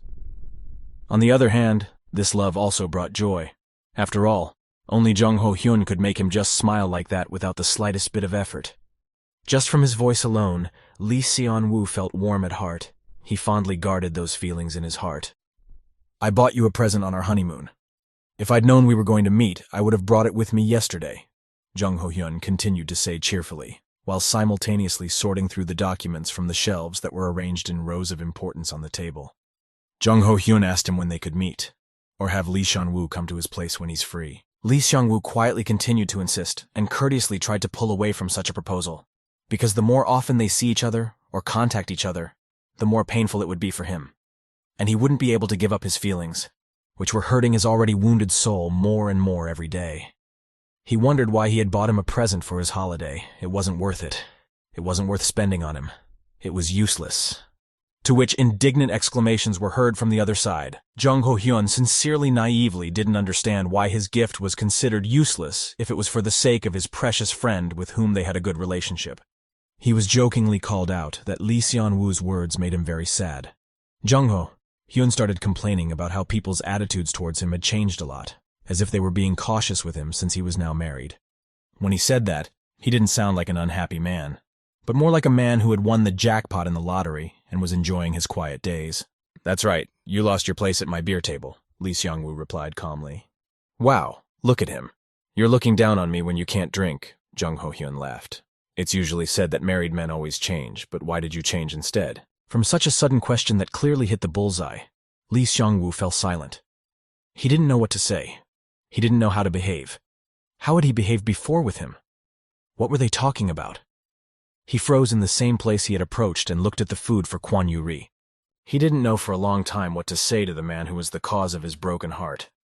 However, he realized from the beginning that nothing would work. While the unsuspecting man was laughing from the other side of the phone, Lee Seung-woo was gathering his thoughts and all the strength he had left. It was incredibly hard for him to talk to Jung Ho-hyun. He still couldn't answer his question, but Jung Hyun didn't even seem to notice anything strange. He started asking about work, how things were going there, and so on. Lee Seung-woo was also a change of topic. He answered with more active enthusiasm that everything is fine at school and the kids are very energetic. That's what occupies all his thoughts and time. Let's take his word for it. Even though Jung Ho-hyun was a little naive, he had good intuition. He sincerely talked about how worried he was when Sun-woo stopped answering his phone calls and disappeared from his sight for a while. He sadly said that living alone in a large apartment, Song-woo had completely forgotten about him and never contacted him. He was very worried about Sun-woo's well-being. Jung Ho-hyun said with embarrassment that it had been years since they'd had a normal conversation, and it was very frustrating and disappointing that they couldn't even meet. He felt like he had done something wrong. You've always been the kind of guy who would openly express his feelings and tell me everything, but then you suddenly became so silent and I thought maybe it was the work. Jung Ho-hyun continued with sadness in his voice. He jokingly scolded Lee Seung-woo and asked if he was okay, to which he confidently replied that he was fine. Lee Seung-woo only had to laugh in response to his questions. How could he say what the real reason for his disappearance was? After all, he was avoiding him because of him, because of his feelings for that man, already a married man. On the other side, Jung Ho-hyun continued to earnestly tell him not to forget about him. He fondly asked him not to forget about him while Seung-woo was busy taking care of his students and asked him to call and contact him more often, at least when he was bored. Let Lee Sun-woo think of him when he has free time. A voice was heard in the large office where Jung Ho-hyun was sitting as he was called to the conference room. Jung Ho-hyun, as assistant manager Koo, was supposed to be there. So, the man said he was working overtime today and it was time to get back. Answer the phone every now and then, okay? He said cheerfully to the guy, who had been listening silently all this time. At the final sentence, Jung Ho-hyun said that if Lee Seung-woo has any difficulties, he is always willing to help, and that Seung-woo should not handle all the heavy lifting alone. Those words made him feel unbearably heavy. A lump in his throat. It was because of this kindness of Jung Ho-hyun's that he felt like this. It was because of his fellow student's character that he had fallen in love unrequitedly. Lee Seung-woo stood in one place for a long time, frozen with the phone in his ear. He was so bitter and heavy at heart from these strong feelings that he simply wanted to forget himself in all this abyss of what seemed to him to be darkness and gloom. For there was no other way to call this state from which he could not extricate himself. It was slowly enveloping him, squeezing his heart, so much so that he wanted to just disappear. As he put the phone away, he noticed green glass bottles in the open refrigerator and drinks in the refrigerator door. He took one and opened the lid as it made a hissing sound. Thinking of nothing and in an effort to quickly disconnect and get rid of this reality, of these feelings, with a strong desire to forget everything for a minute, he began to drink without stopping, passing the liquid from the green bottle through his throat sip by sip, wiping away the alcohol drips with the edge of his brown shirt. He couldn't get Jung Ho-hyun's words out of his mind. And how many more times is this guy going to say, "I'm fine"? I bought a gift especially for you, so why is it useless? It's usually said that married men always change, but why did you change instead of me? I was worried because I thought you were in some kind of trouble. I see now that you're doing just fine on your own, so you don't need any more. When you're bored, think of me, Slugger, okay? If problems arise, don't deal with them alone. All those tender words full of care for him were meant only for him, but they didn't speak of the love he needed and wanted to hear. If he could change, he wouldn't feel so broken, shattered into 1,000 pieces. But Jung Ho-hyun was the only thing he could think about every single day.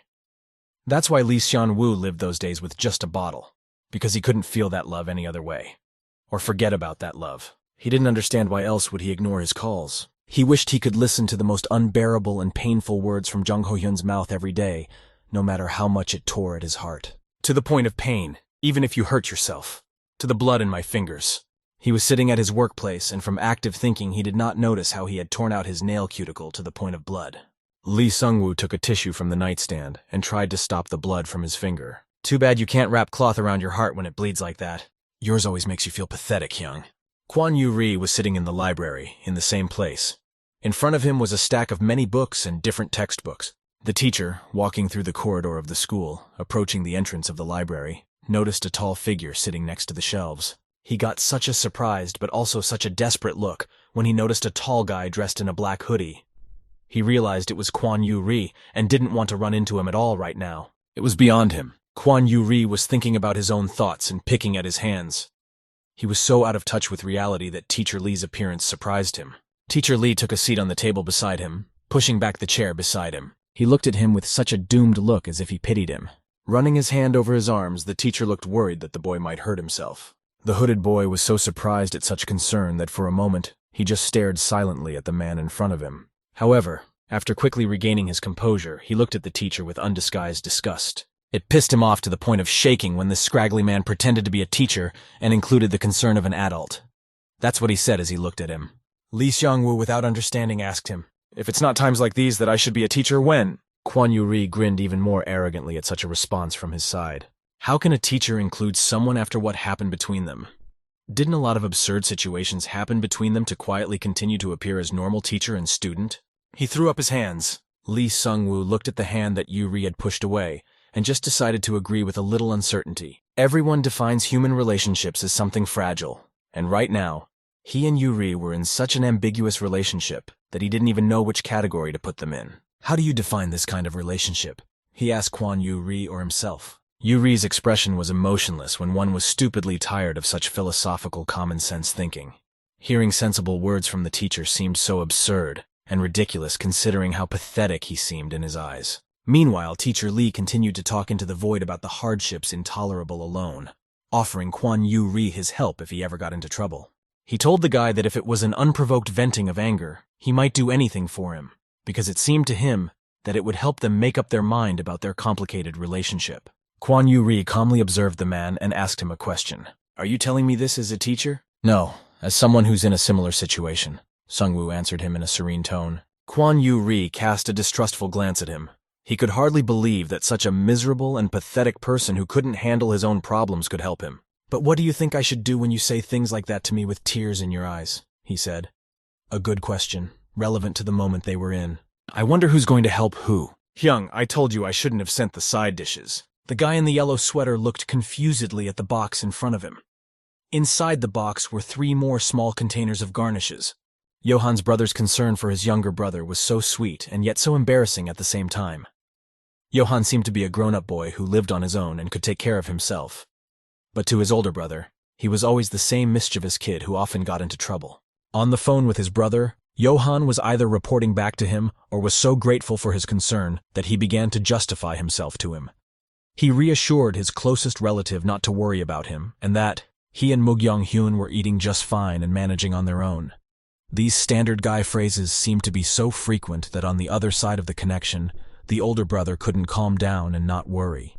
Johan was greatly embarrassed by this kind of attention, because he was no longer that little boy who didn't know how to look after himself. "It's not. Okay, got it, Hyung. I'm not a child anymore." Kwan Yu-ri unwittingly overheard Johan's conversation. He cast an indifferent glance in Johan's direction as the two of them were nearing the end of their conversation, and the guy was saying goodbye to his companion. Kwan Yu-ri's friend looked exhausted and greatly embarrassed. Kwan Yu-ri watched his friend as he complained about his Hyung.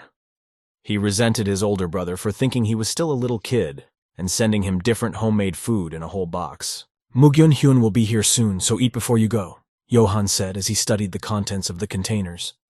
Johan thought anxiously and wondered if all those containers would fit in the refrigerator. The boy looked awkwardly at all the food and thought that his older brother was definitely sick. To him, such a scale seemed unimaginable. All this time, Kwan Yu-ri had been watching him intently without making a single sound. He turned away. Kwan Yu-ri's older sister was very beautiful. She had black, long hair that she had gathered into a low ponytail.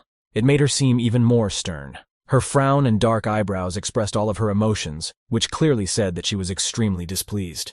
She was wearing a cold but pink-colored coat, and inside she was wearing a black dress. Her look seemed so businesslike, but definitely very classy. Kwan Yujun walked over to Kwan Yu-ri, who was preparing his food in the kitchen. He looked at her indifferently as she approached him and asked what she wanted to talk to him about, to which the girl said angrily, "You mean to say you don't know?" Kwan Yu-ri's reply was in the same tone, even more angry and cold. He didn't understand what it was about or what was wanted from him. He was annoyed that she was picking on him early in the morning. She looked at him even more angrily. "You fucking decided to neglect Hiju now too?" Kwan Yu-ri froze. He looked at her in horror, his eyes rounded as if he was expecting something terrible. The girl stood in front of him and rudely started asking him what he had said that was so horrible that Hijununa had that look on his face last time. She lashed out at him with even more fury, knowing it would hurt him badly. The topic of Hiju had always been a sensitive one for Kwon Yu-ri. Kwon Yu-jun scolded him harshly and said that she had warned him earlier to keep his temper in check and not to say anything to Hiju. She accused him of being immature and behaving stupidly like a child. Supposedly because he was fooling around and doing whatever he wanted, his adopted sister was now suffering. Kwon Yu-ri listened to her silently. While the two were sorting out the matter, the culprit of the whole situation entered the kitchen. "Ani, are you up already?" Hijununa turned to the girl. The brunette turned in her direction. Her eyes were glittering. It wasn't clear if it was because of the fury directed at Kwon Yu-ri or at the sight of her. The red-haired girl, smiling, was sleepily walking in her direction. She was addressing the girl with words that she was sure the girl would get up later because of the two of them watching a movie together until late at night, when suddenly she abruptly stopped talking. Hijunun froze in place when she noticed Kwon Yu-ri. The guy stared at the girl in amazement. Hijununa's reaction was equally confused. She clearly hadn't expected to see him here. Iju quickly pulled herself together and smiled politely at him. "Yuri, you're up early too, right?" she asked Kwon Yu-ri, who was standing there stunned. He looked at her dumbfounded. She felt out of place from his long silence. Hijununa was very perceptive.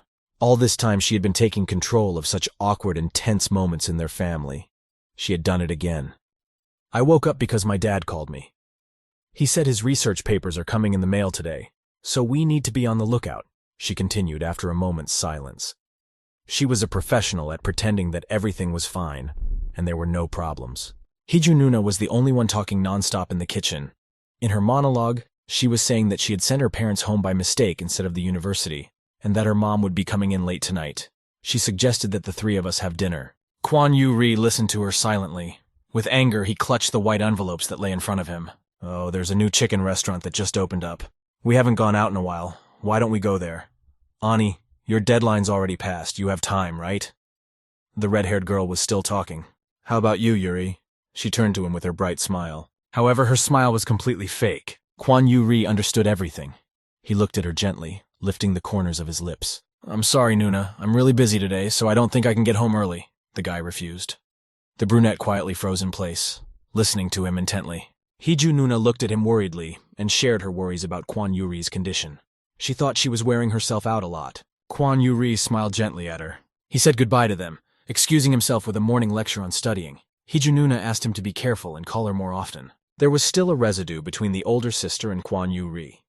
Even though she was really angry with him 10 minutes ago, she still wanted to give him a ride to the university. He gave her the middle finger and without turning back, walked away. Kwon Yu-ri's older sister was annoyed at such childish behavior from the guy and spoke out loud.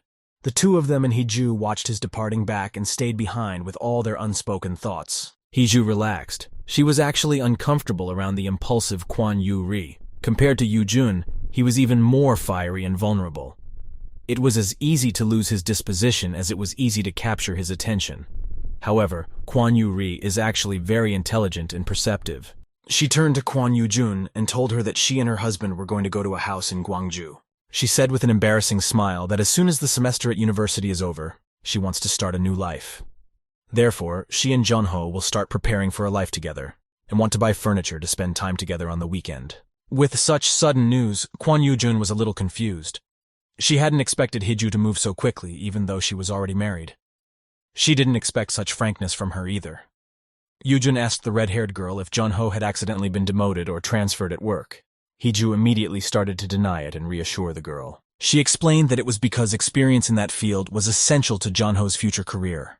Her husband assured her that it would only take a couple years, and then they would return to Seoul.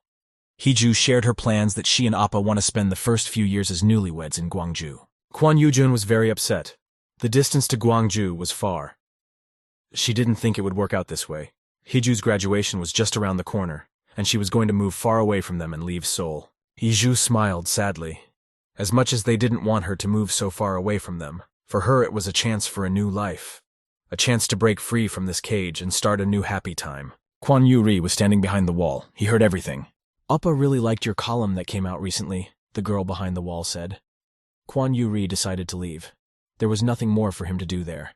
He's already seen that movie more than 5 times, but he bought a magazine and made a clipping of your article. Hiju continued to praise her sister, to which the latter looked embarrassed in response. As they continued to chat sweetly, Kwan Yuri walked out of the apartment and closed the large front door behind him. He was shattered, very much upset by what he had heard. He could no longer be there to see Hiju Nuna happily rejoicing at moving away from them.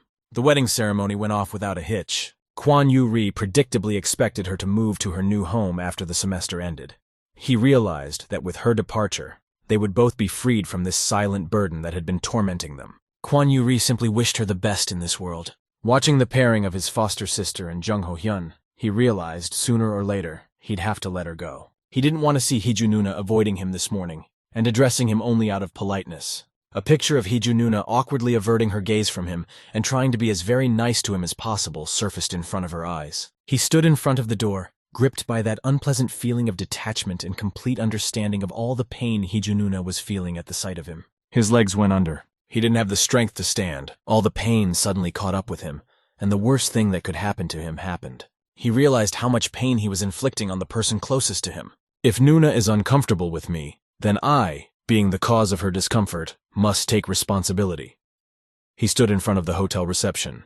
Kwan Yuri had decided to move to live away from his family, to be away from Hiju Nuna. Having booked myself a 1003 hotel room, he scattered all his clothes and things. He took a shower and lay down on the big bed. The hotel room had huge windows that showed that it was already dark night. Kwan Yuri was lying on the bed and talking to Hiju Nuna on the phone. He was carefully trying to calm her down and telling her to go to bed. Hiju Nuna was worried about him not coming home. From Kwan Yuri's answers, it was clear that Hiju Nuna was anxiously inquiring about his condition. Kwan Yuri blatantly lied to her without hesitation about staying the night at Jong Yohan's house after doing more homework. He accidentally fell asleep at his house and woke up too late. Because of this, he decided to stay at his friend's house. He continued to lie about being assigned a private room because they had been studying for a long time, and he was offered to sleep over at their apartment. Hiju Nuna couldn't calm down. She was anxious because of him. "No, they go to uni, so it's fine," the guy replied, looking up at the ceiling. He told her to go to bed, for she would soon have to wake up early in the morning because of her trip to Gwangju. After assuring her that there was nothing to worry about, he thanked her and said goodnight to her.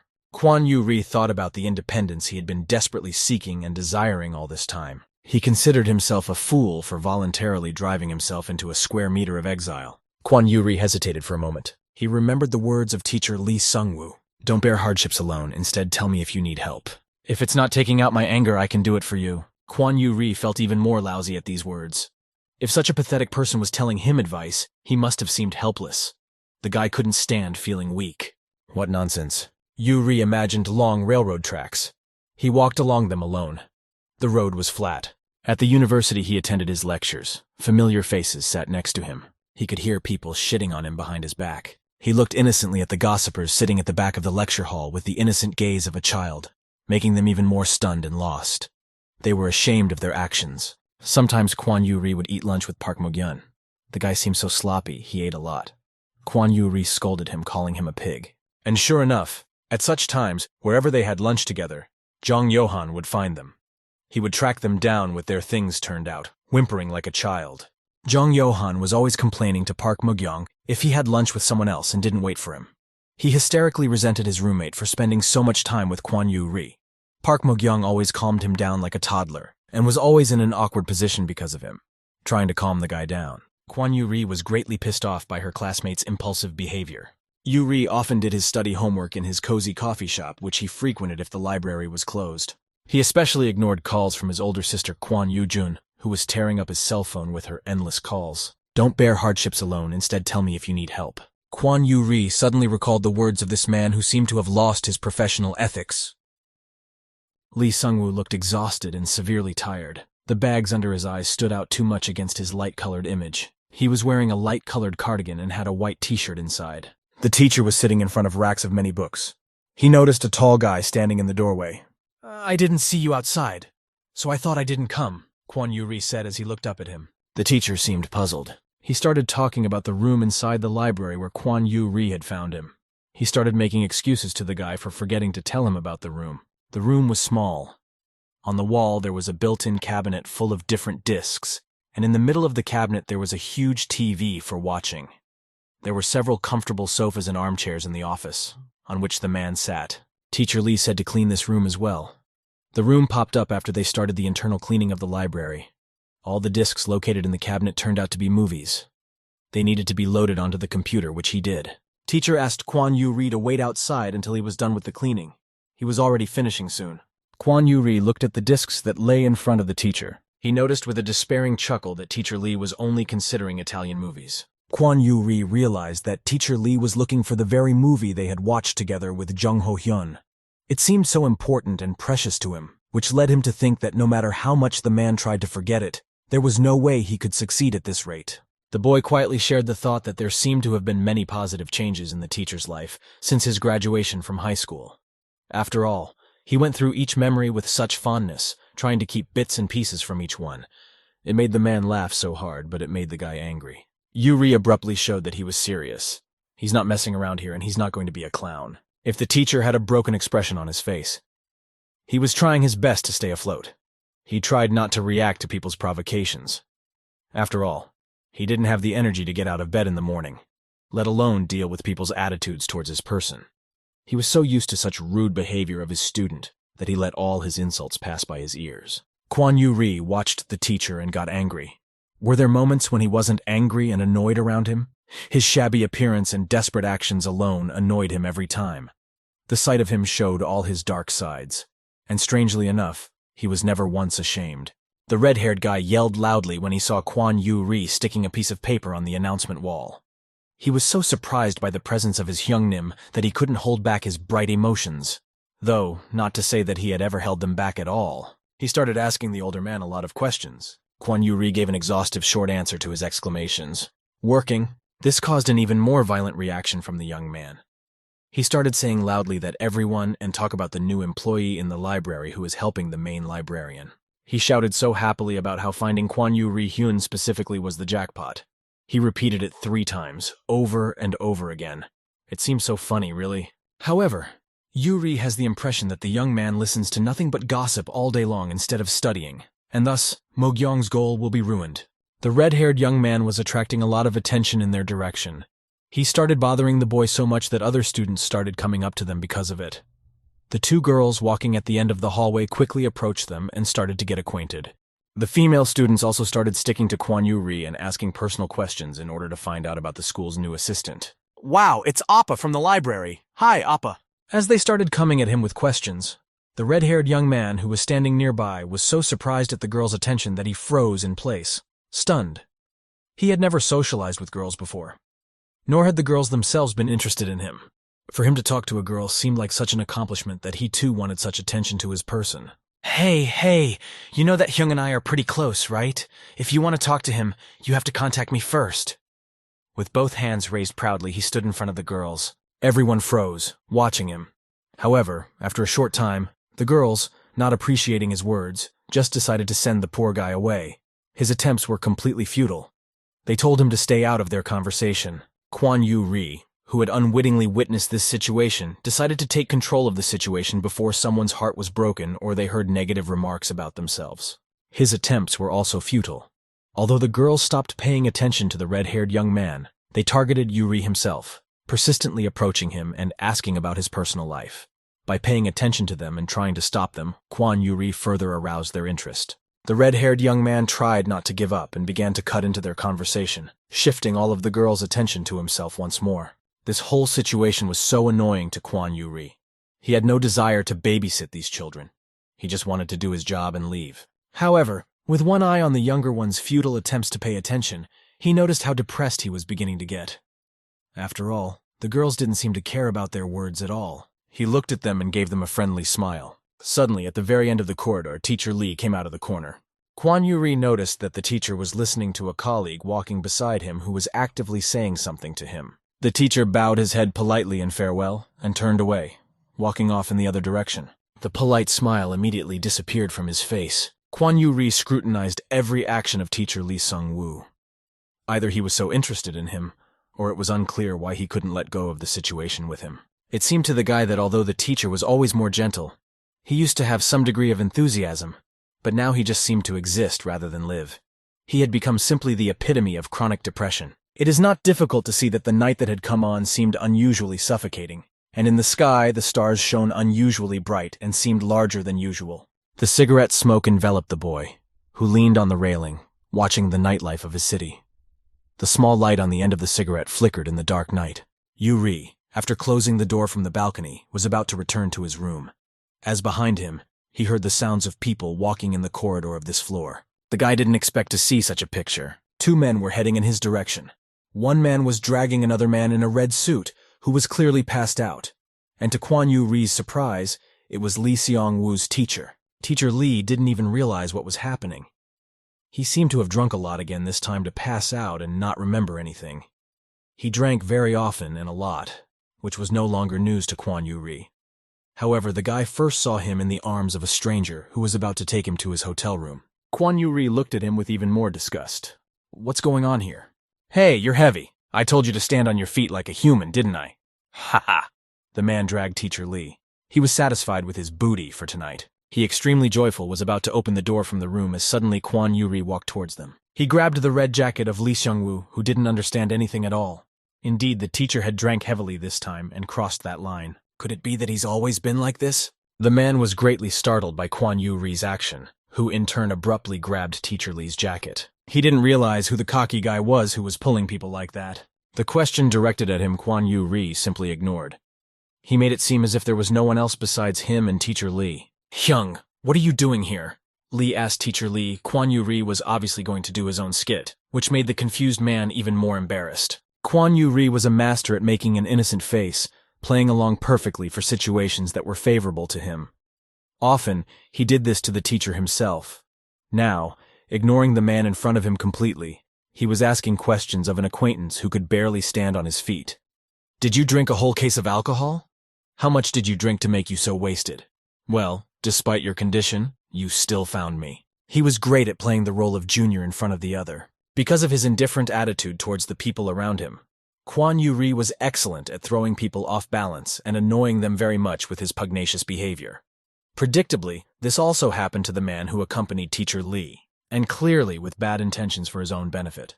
The man shouted at Kwon Yu-ri, demanding that he pay attention to him and finally answer his questions.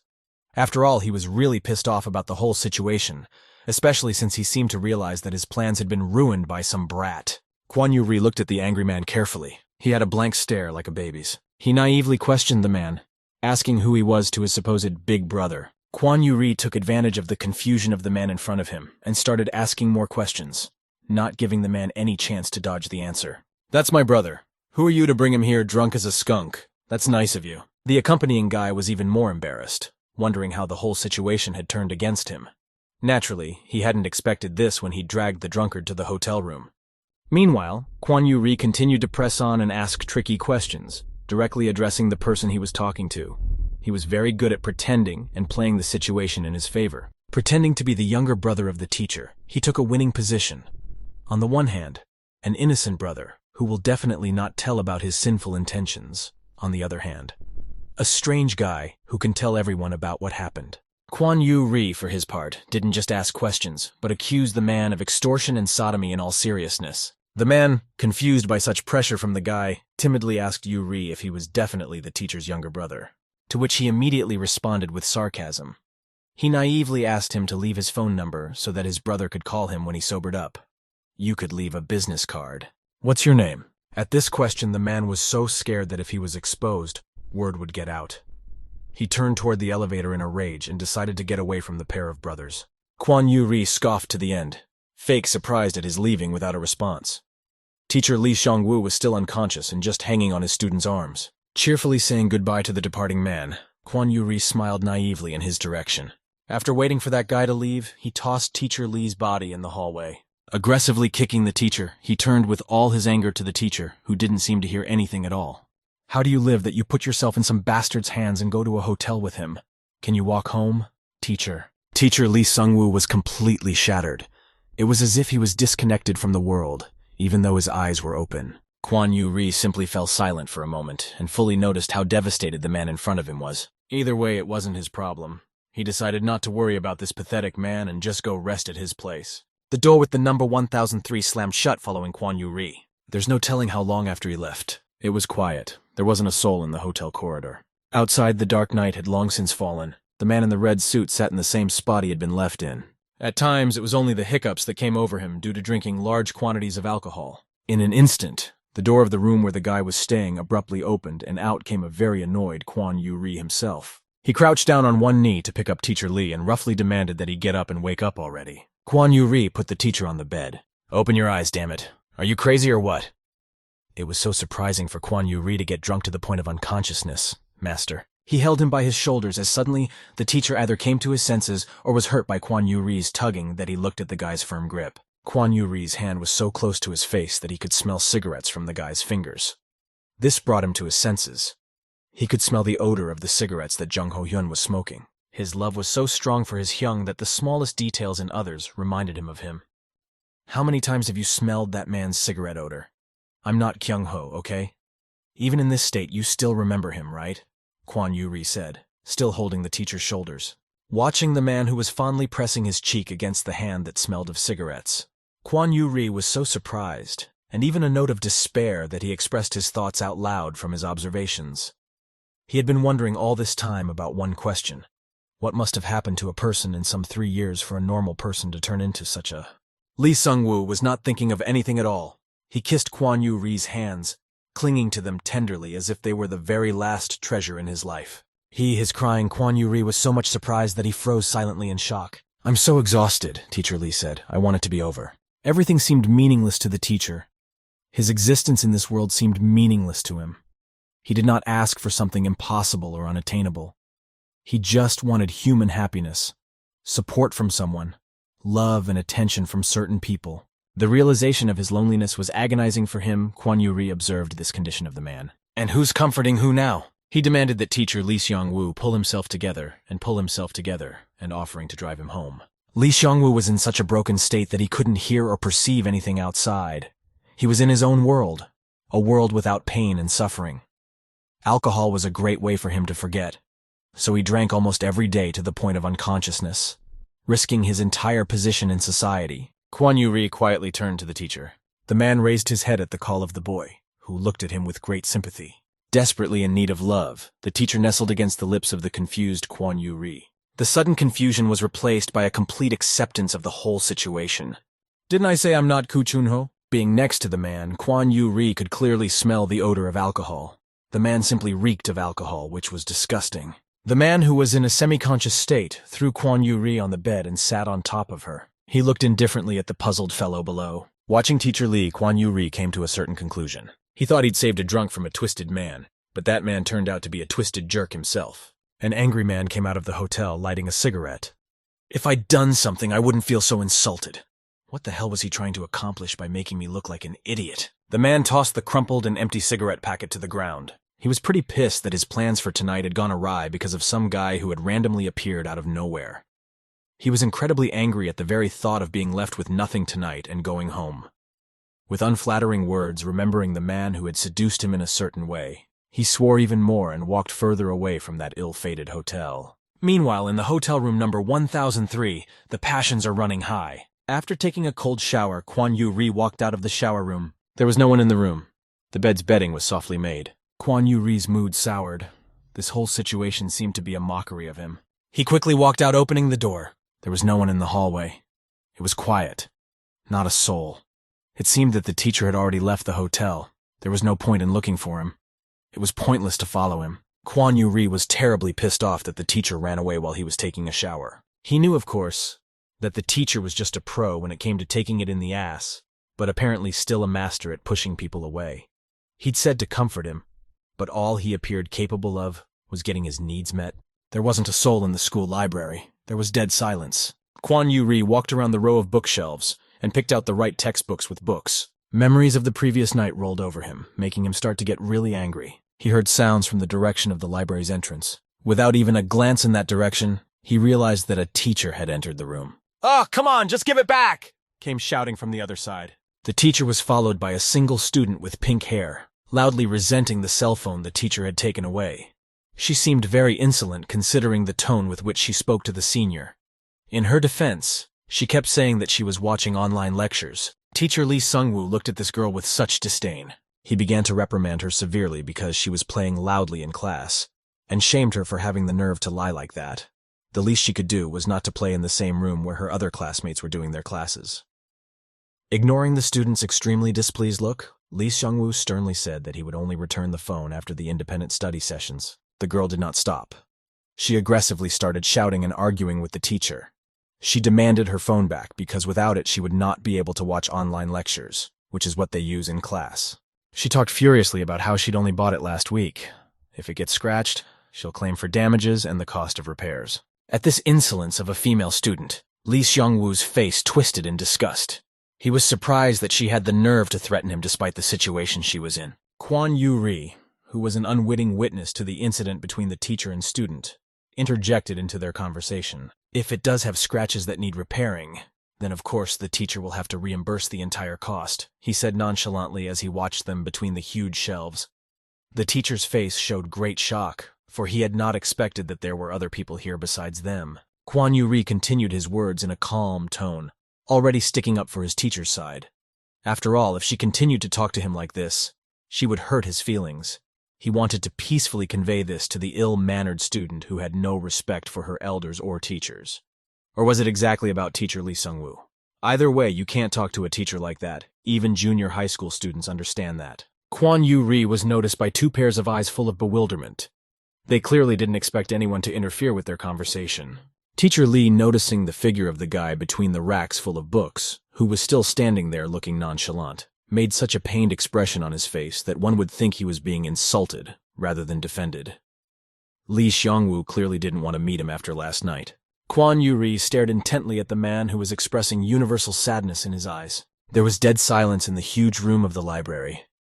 No one was here. Either it was class time, where all the students were in class, or no one was interested in education and classes in the library. The dead silence was spoiled only by two guys who stood between the racks of many different books and textbooks. The taller guy leaned against the wall and looked up at the other guy, who was going through the textbooks according to a certain principle. Kwon Yu-ri, after the incident with the female student, was now pestering Teacher Lee with questions about such cases. He sincerely didn't understand why a teacher who seemed to forever have the expression of a martyr, drowning as if in agony, could change so much in an instant, but was so gentle with the children instead of despising them. He suggested the man punish these naughty children the right way, but they definitely deserve to be punished. Teacher Lee Seung-woo humbly stood there and listened to all of this. He paralleled all the books in front of him. Kwon Yu-ri's words had been clear to him for a long time. However, he could not act cruelly towards children who were on a hard path themselves. They should have been helped, not made life difficult for them.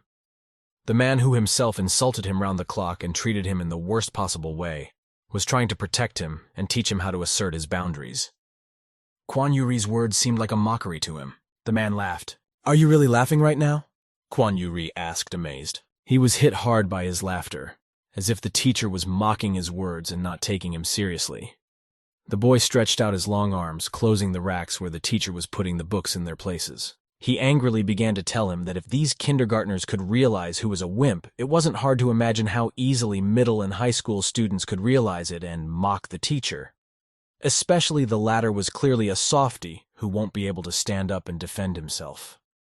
If teacher Lee Seung-woo continues to remain silent like this, he will look like a fool without any authority. Kwon Yu-ri's hurt ego contributed to me actively trying to hurt the man. He told me about the rumors about his orientation among the students. If those rumors even reached him, it wouldn't be surprising if more people found out. Lee Seong was stunned by such a revelation. He didn't know any of this. Meanwhile, Kwon Yu-ri kept pummeling him with his words. "Before you walk around here promising to comfort others or some other shit like that, you should take care of yourself first, master." Kwon Yu-ri finished his long speech.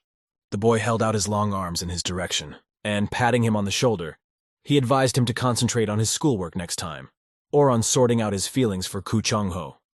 After all, Teacher Lee's professionalism was very much in question. Everyone already had doubts about him. The teacher looked at the hands clutching his shoulders. He quietly pushed them away with his own hands. Lee Seung-woo completely denied all of Kwon Yu-ri's words, unable to accept the fact that he was right. He thought that such rumors should not be taken seriously and taken as truth.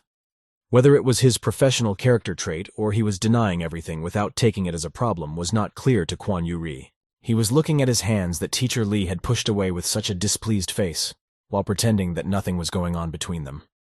Although what was going on between them, he didn't realize it himself. Well, it's not that these rumors mean much. This kind of phrase is quite common among boys their age, teacher Lee Sung-woo continued to say. It was unclear whether he was comforting himself by deceiving others in this way. However, no matter how much you deceive others, you can't deceive yourself. The truth won't go away. Accept it or don't accept it. Frankly speaking, although the disciples didn't think before spreading such rumors, they were right. In teacher Lee's opinion, those students are burdened by the weight of their studies. He could not afford to be embarrassed by their actions or words when they themselves are unable to control their own emotions. So he just laughed at the whole thing, fully realizing what a delicate situation he was in. What else could he do? Too much emotion would make his life more difficult. Yuri, Lee Xiangwu, after a certain moment of silence, turned to the guy who had suddenly become quieter than water and lower than grass. It would be great if Kwon Yu-ri realized that the man was trying to move on with his life.